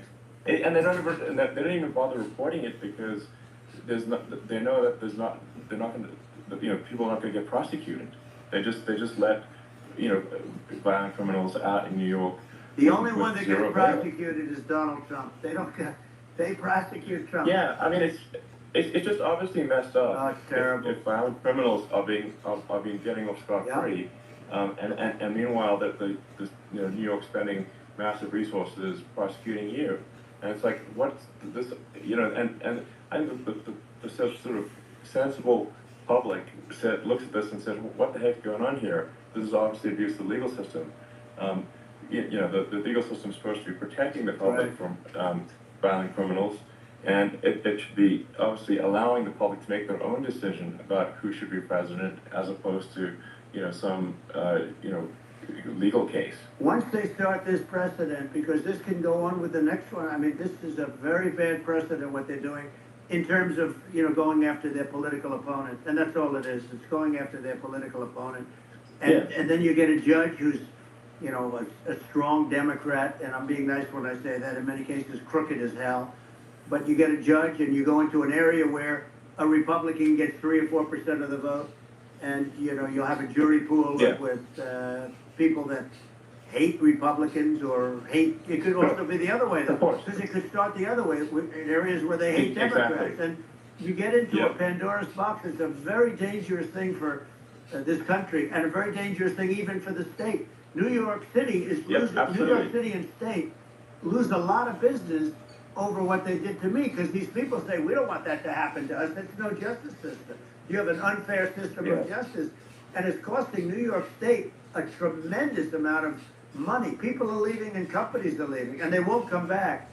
So, you know, all of that stuff is important, but the economy now is the big thing, and we can turn that economy up so fast, and people are going to be back again. We're going to get rid of inflation. I think there's a lot of opportunity. Right, absolutely. So, and I just want to congratulate you. You've done an amazing job. You have definitely got a fertile mind. You know, we can talk. You and I can talk about rockets. Well, it's kind of you to say thank you. Tunnels. We can talk about tunnels and rockets and electric cars. So many things. And now you're into the AI, and that's going to be another beauty, I would say. So it's an amazing thing you've done, Elon. It's an amazing thing, and I congratulate you. I mean, thank you. And well, I mean, I just say, you know, here's to an exciting, inspiring future that people can look forward to and be optimistic and excited about what happens next. And that's the kind of future that I think you will bring as president, and that's why I endorse you. Well, I appreciate that. That endorsement meant a lot to me. Not all endorsements mean that much, to be honest. Your endorsement meant a lot. And, you know, we have a phrase, make America great again. It's pretty simple, but it really says that we want to make America great again. And we can do it. We can do it now, but if we were going to suffer another 4 years like we suffered for the last 4 years, I'm not sure the country can ever come back. That's how bad it is. It's so bad. We have to do a lot. I think that's a very real risk. Yeah, it's a big risk. It's a very real risk. Yeah. And it's, you know, I'd just like to note to people listening, like, I've not been very political before. And if you look at my record, I've actually been, I'm not like, since they try to paint me as like a far right guy, which is absurd because I'm like making electric vehicles and, you know, solar and batteries, helping with the environment, and I actually, you know, I supported Obama. I stood in line for 6 hours to shake Obama's hand when he was running for president, and, you know, so it's not like I'm like some sort of dyed-in-the-wool long-term Republican. I call myself, you know, historically a moderate Democrat, but now I feel like we're really at a critical juncture for the country, and you know, I think a lot of people thought, you know, the Biden administration would be a moderate administration, but it's not, and obviously, that we were just going to see an even further left administration with Kamala. That's my honest opinion. I mean, her dad is literally. I mean, she was brought up as an actual. Her dad is a Marxist economist. That's, you can Google it. I mean, it's not a. We're not making this up. You know, that's how she was brought up. So, and we want to have a future that is prosperous. And I think we're just at this critical juncture, and I think this is a case of America is going to at a fork in the road, and True. And I think it will take the path, like you are the path to prosperity, and I think Kamala is the opposite. And that's my opinion. I'm gonna get attacked like crazy, and I've also experienced quite a bit of lawfare myself, but I'm just trying to tell people my honest opinion, and I haven't been really active in politics before, and I'm just trying to point out that my track record historically has been moderate, if not moderate, slightly left, and so this is to people out there who are in the moderate camp to say, I think you should support Donald Trump for president, and I think it's actually a very important junction in the road, and we're in deep trouble if it goes the other way. Well, I want to thank you, and I actually always did think of you as somewhat left. I must say that. So it's Yeah. even more of an honor to have your endorsement. I know how strong you feel about it. But when you think of her, San Francisco, 15 years ago, I had a great friend, Bob Tish. He said it's the greatest city in America, and now it's almost not livable there. And California likewise. And she was involved in the destruction of San Francisco and the destruction of California. And she will be involved in the destruction of our country if people are so unwise as to elect her. And I hope that doesn't happen, and I hope the elections are going to be run honestly, and we're going to turn this country around. We're going to do things and we can do it fairly quickly. And we have to get rid of the criminals that have been, given to us by other countries as they laugh. They laugh at us. They think we're stupid to accept these people. These are radical, stone-cold killers in many cases, and terrorists. And they're in our country by the hundreds of thousands. Yeah. And we have to take them out. Yeah, I mean, if I could summarize it, perhaps, I think these are issues that I think most people in America would agree with, which is that we want safe and clean cities, we want secure borders, we want sensible government spending, we want to restore both the perception and reality of respect in the judicial system, just stop the lawfare, and I think that's like. And how are those even right-wing positions? I think those are that's just common sense, and that's. I mean, would you agree with that? 100%. I don't understand. The whole. They call it progressive. They don't like the word liberal anymore, but call it liberal or progressive. I don't understand how somebody could say that it's okay for them to empty prisons into our country. And again, I told you, their crime rates all over the world are going way down, which makes sense. In fact, the next time what we'll do is if something happens with this election, which would be a horror show, we'll meet the next time in Venezuela, because it'll be a far safer place to meet than our country, okay? So you and I will go and we'll have a meeting and dinner in Venezuela, because that's what's happening. Their crime rate's coming down and our crime rate's going through the roof, and it's so simple. And you haven't seen anything yet, because these people have come into our country and they're just getting acclimated. And they don't know about being politically correct law enforcement or lack of law enforcement. And our police, I have to just end with this, we have great police, we have great law enforcement, but they're not allowed to do their job. They have to be able to do their job without being destroyed. Well, absolutely, and it's obviously demoralizing if you're a police officer risking your life to arrest violent criminals who could kill you and do kill you sometimes, and then you arrest the violent criminal, and then the DA, doesn't prosecute and then just let the guy out. Yeah. Well, then, like, why should a police officer risk their life to arrest a violent felon? Well, even worse, Elon, nothing's going to happen. Even worse, they prosecute the police officer. They go after it and they prosecute the police officer, and they take away his pension, they take away his job, he loses his family, he loses his house. Well, I thought it was very telling, like incredibly telling, that, you know, when there was that case where, you know, sort of a gang of thugs beat up police officers. I think it was in Times Yeah. Square in New York, and and then nothing happened to those guys. They were let out, zero bail, and I think most of them were given free tickets to California. Well, what if? I mean, that is a gross indignity against the United States, and that's how. I mean, this is insane. Like, have we lost all pride?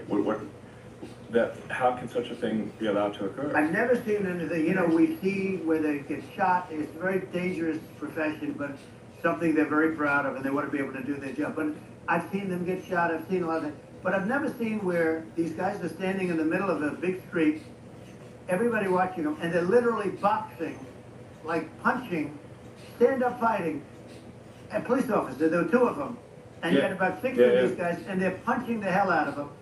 And in their own country, they would be dead if they did that. They'd be shot. Yeah. They would be shot instantly. And you know, they come from these countries, and it's taking them a while to realize that we don't do that in this country. But in their own country, if they stood on a street and had a fight with a police officer, they would be shot. There's no political correctness. And it's such a sad, it's such a sad thing to see. And that's the reason we have crime, by the way, because we don't do anything about it.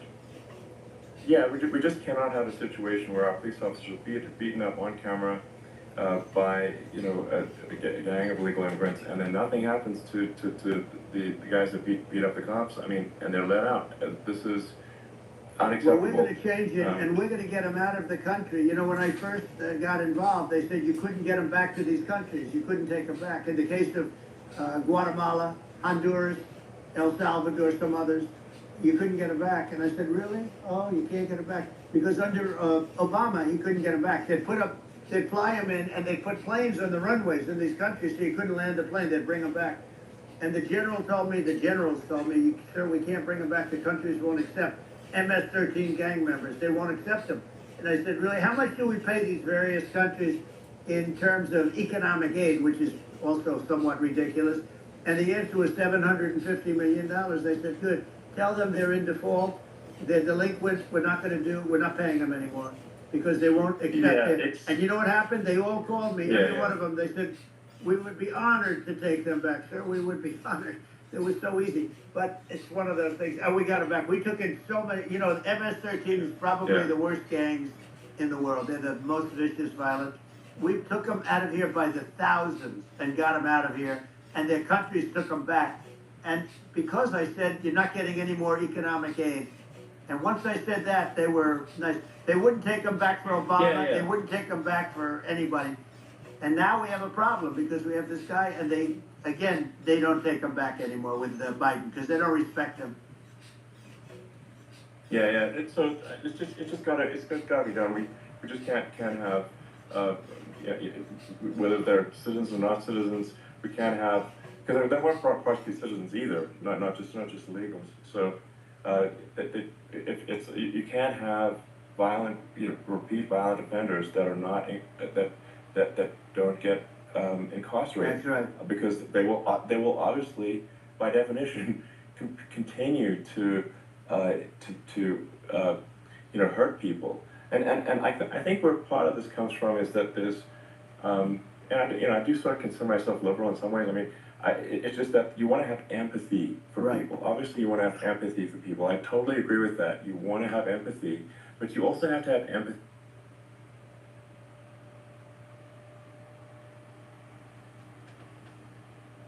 Whoop, sorry. Going to hurt. Whether they might kill someone, they might rape someone. If you don't incarcerate them, you have to have empathy for the victims. And there's a lack of empathy for the victims of the criminals, and too much empathy for the criminals. It doesn't make sense. That's why you want to have deep.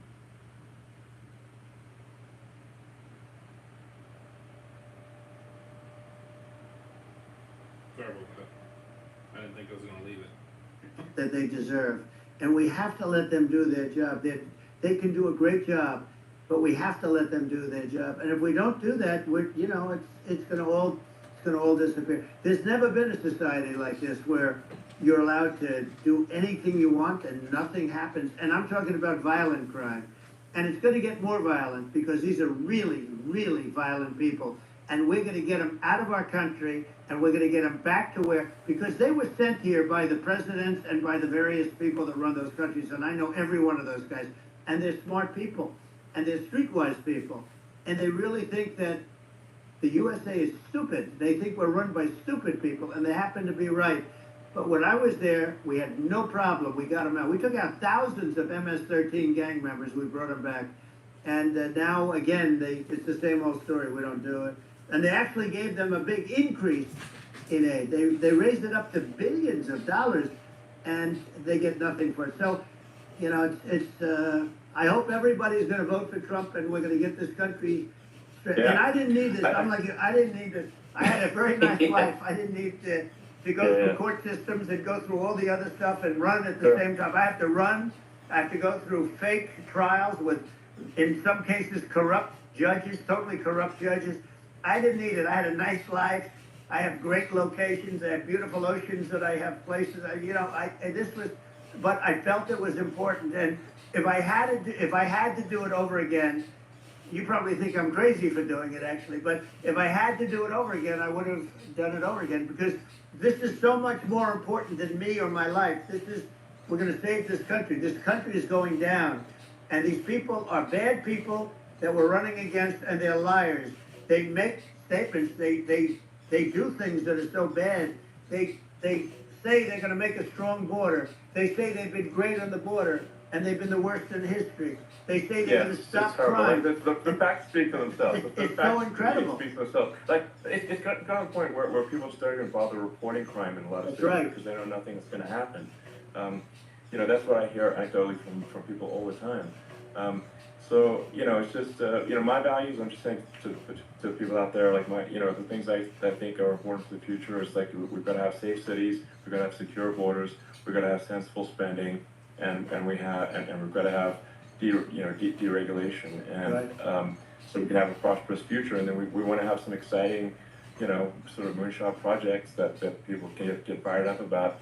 And you know, that's the future I'm looking for. And you know, I'm pro-environment, but I'm not against. You know, I'm not like I don't think we should vilify the oil and gas industry, because they're keeping civilization going right now. And but I do think we want to move, you know, at a reasonable speed towards a sustainable energy economy. Those are my values, and I think, you know, and so I mean that's why I'm supporting you for president. You know. Well, I appreciate it. We're going to give incentive to companies to come into our country, not to leave our country. We're going to be giving tremendous incentives. We want companies to build here, not to build in other locations, and we want to create jobs. And again, it's about the American dream. You don't hear about the American dream anymore, Elon. You don't hear. You're the American dream, and it's truly said, but you don't hear about the American dream anymore, and you're going to hear about it. People, they need that incentive to go out and do it, and they're going to love their lives. I mean, they're going to look forward to getting up in the morning and going to a job that they love, not a job that they can't stand, or not any job at all where they have no money, where they literally have no money, and then they end up with violence and lots of other problems. No, we're going to do some great things. And I learned a lot in the first. We had a great economy and all of that. We rebuilt the military. We did so much, but I also learned the best people. I learned the good people, the smart people, the dumb people, the people that can do things. The people, you learn. When I first came in, I tell people I was in Washington D.C. only 17 times, according to the fake news media. I was in 17 times. I never stayed over.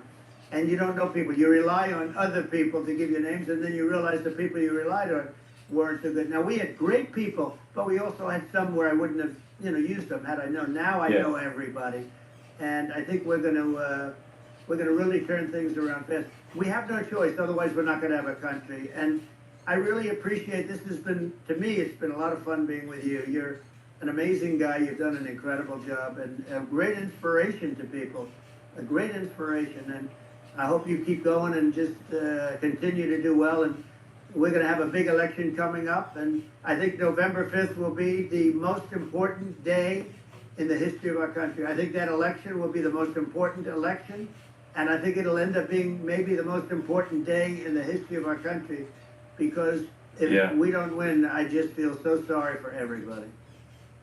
No, I think we're at a fork in the road of destiny of civilization, and I think we need to take the right path, and I think you're the right path. So I think that's what it comes down to. Thank you very much, Elon. It's a great honor, and we'll do it again sometime. And it's been really fun, and I hope you got a lot of viewers. I hear you got a lot, but I hope Sure, you got yeah. I know you got a lot of them. So I appreciate it. I'll see you soon.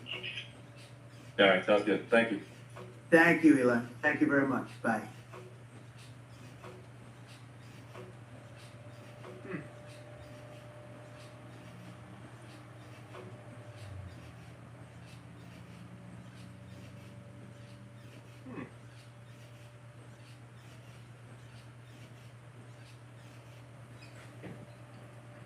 Okay. There it goes. Let me know what you guys thought in the chat.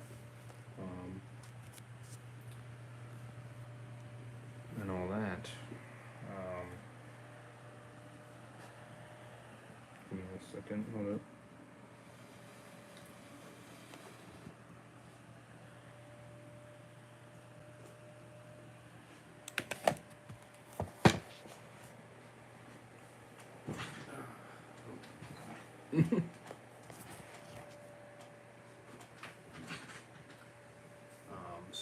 Yeah, hopefully you guys enjoyed that. Let me know in the chat your opinions, thoughts, everything like that. Open,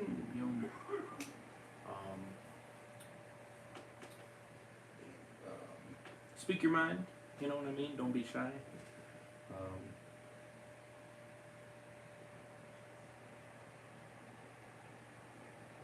Excuse me.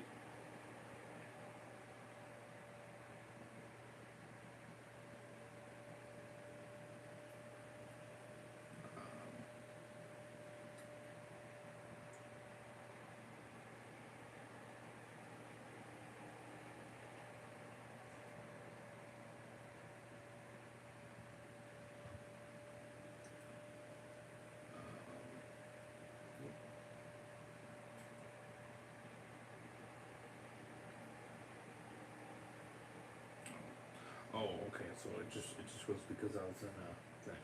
All right. It's gonna be like, what the heck?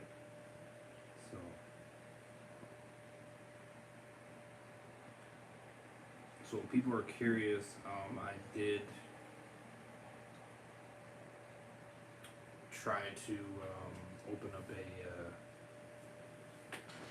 subscription option for X. In terms of like you can pay. Just like you're a member on my channel, you get extra content.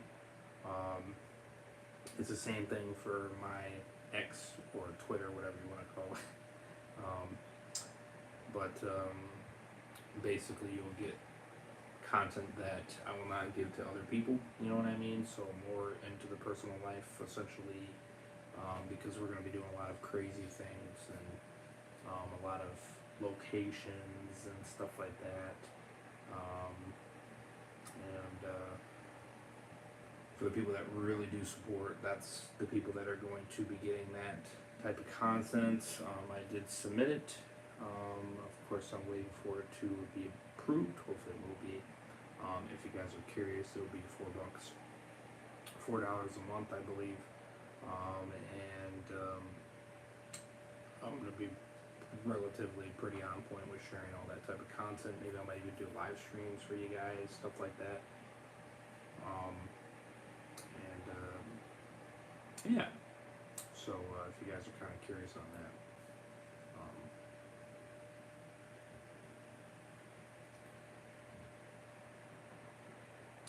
But let me know what you guys thought of the live stream. Let me know in the chat. I think a lot of points were made pretty good. Obviously, I didn't want to interrupt too much, of course, because, I didn't want to miss anything, obviously. There is a little bit of talking that obviously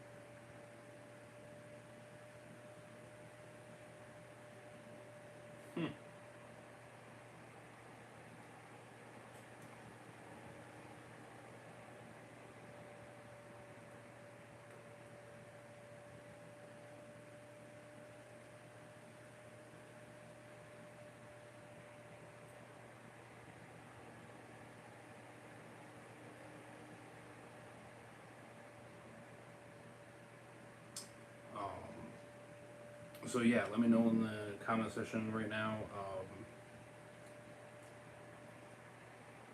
You guys' thoughts and everything like that. Feel free.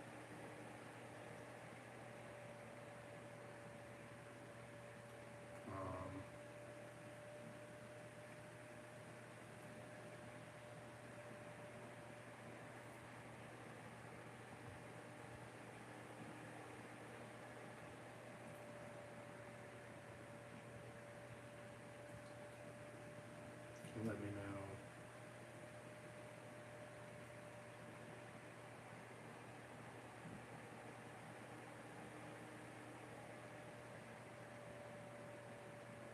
Yeah, crazy numbers, guys. Crazy numbers. 74 million. That's nuts.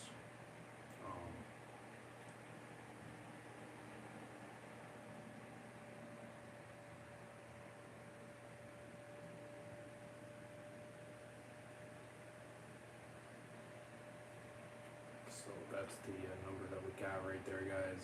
That's pretty epic. That's crazy, man. That's crazy to have that many people tune in.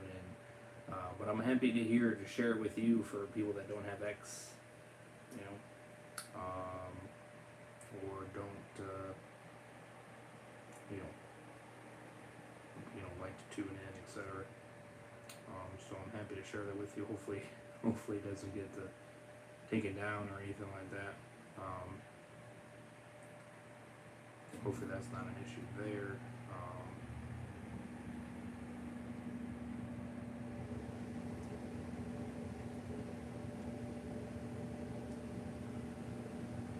And all that. Smash a like if you haven't already. Subscribe if you guys are new. I appreciate it very much. I even threw this shirt on too. It's when I went to the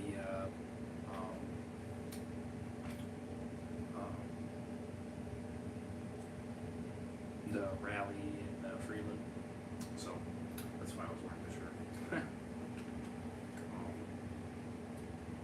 But yeah.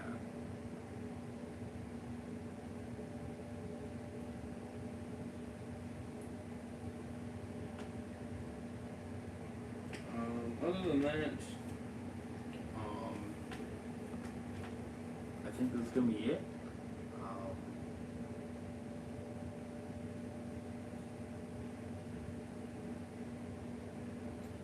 Because I don't want to bring the EDP thing in here because that's a different topic entirely. That has nothing to do with politics, obviously. So I don't think addressing it in this stream would be preferred, obviously.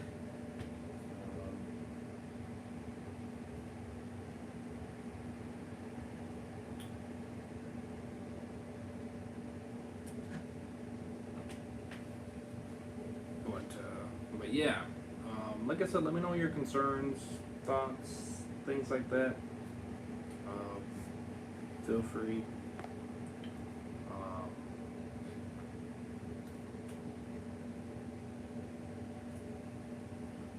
You know, I'm very open to hearing what people have to say, of course, 100%.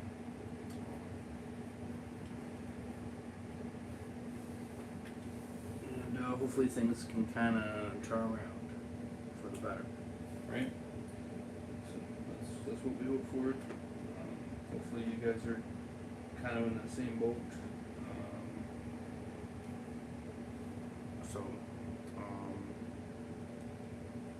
If you guys want me to do a quick EDP stream, then let me know in the chat real quick, and I may do a quick one. Otherwise, I may just save it for tomorrow, just because it is getting a little bit late for me. So, you know, sleep kind of it's a little bit on the on the agenda, but other than that, I think that's pretty much it. Eventually, so let me know right now. Give you guys a second to get me up there.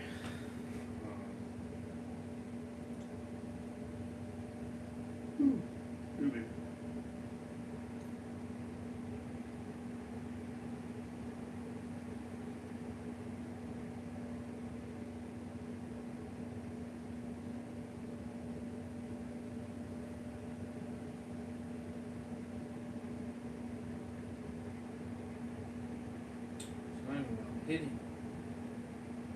Okay, that's.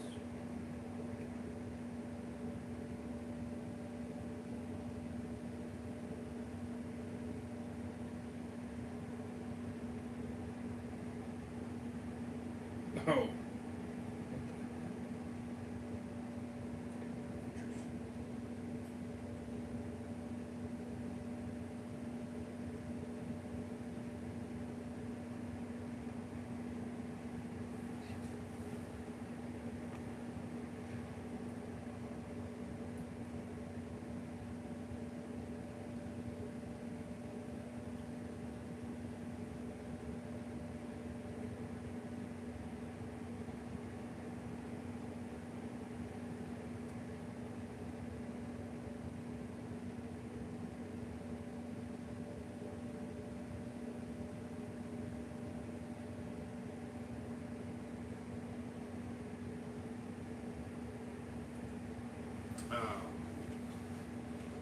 So yeah.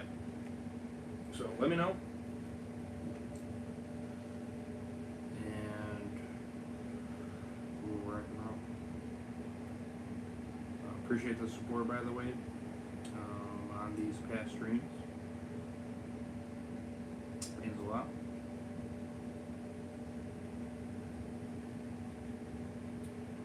So thanks for everybody watching and supporting. If you guys haven't become a member, definitely consider, as it helps support the channel, and you guys get extra content that nobody else receives, especially coming up at the end of the month. Especially, I got some pretty crazy streams / videos, depending on which one you are, that you'll be receiving if you're a member on the channel. Uncut raw footage, essentially, and it's gonna be pretty epic. So, you guys definitely want to see that. I may have a short here and there that might kind of give a little bit, but it's not going to be too much, just because I'm going to be mainly saving that for the members, since they help support the channel the most, in terms of paying a month. So that's kind of the perk benefit there, that they get. So yeah.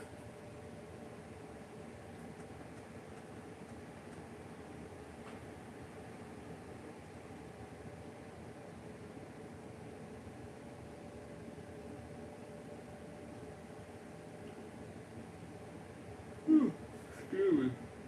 Or, oh man. A little bit tired.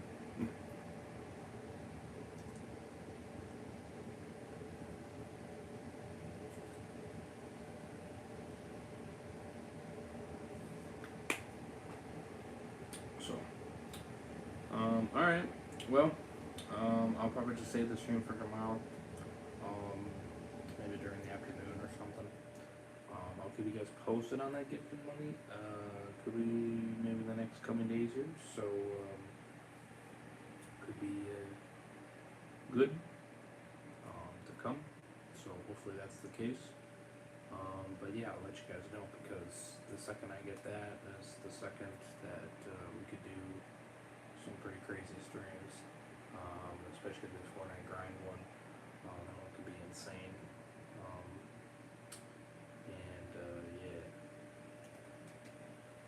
Yeah. Excuse me. So stay tuned. Hopefully that is the case. Obviously, I'm already letting a couple of my creators that I support know, or kind of an update on the situation on it, to give them an idea. So they got a better understanding of what day to kind of shoot for, maybe, or whatever, or what week I should say, and stuff like that. So, but things look like they're kind of starting to head in the right direction and move want to say quicker, but you know, we're starting to get moving.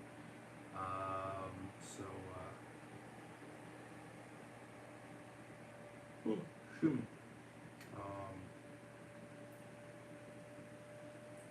So that's good.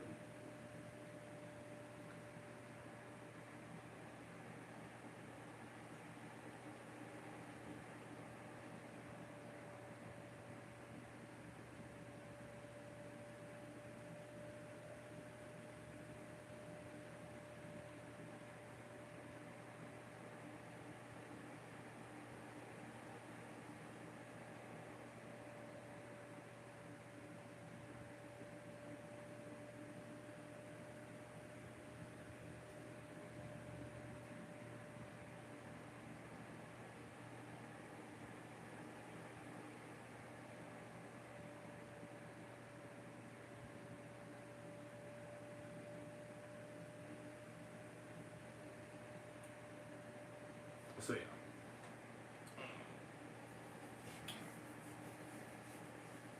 So hopefully you're able to hear him pretty good.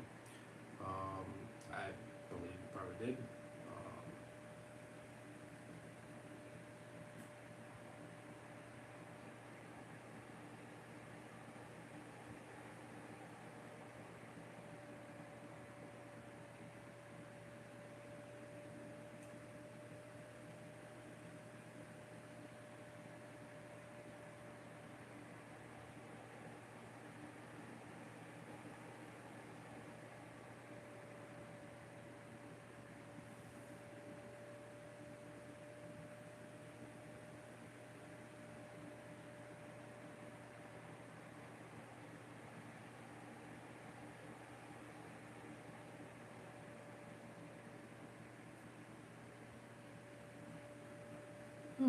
So yeah, that's kind of the scoop. So hope you guys enjoyed. Smash like, subscribe if you guys are new. We appreciate it very much. Lots of fire content to come in the future. Big streams especially. So hit that bell. Part of that 700 plus that are not subscribed, or that are subscribed, or that have the bell set to all notifications to be notified every time I go live. So, or upload content. So, hit the bell. We appreciate it. If you are watching my content, please hit the subscribe button. That'd be awesome. Help be part of the Over's Army. We're freaking awesome, and we do fire ass content here. And you definitely don't want to miss it going forward because, like I said, things are going to get crazy. They're going to get insane. The scenery is going to be nuts. Trips are going to be crazy, and you're going to be seeing things that you would usually not see, especially on this channel, especially. And you won't get that experience anywhere else. So, so definitely consider it for sure, because it's going to be a wild ride going forward from here on out. And might be a little bit kind of laid back for right now, but once things start really kicking up and things kind of start getting into the emotion, we'll start seeing a big change for sure.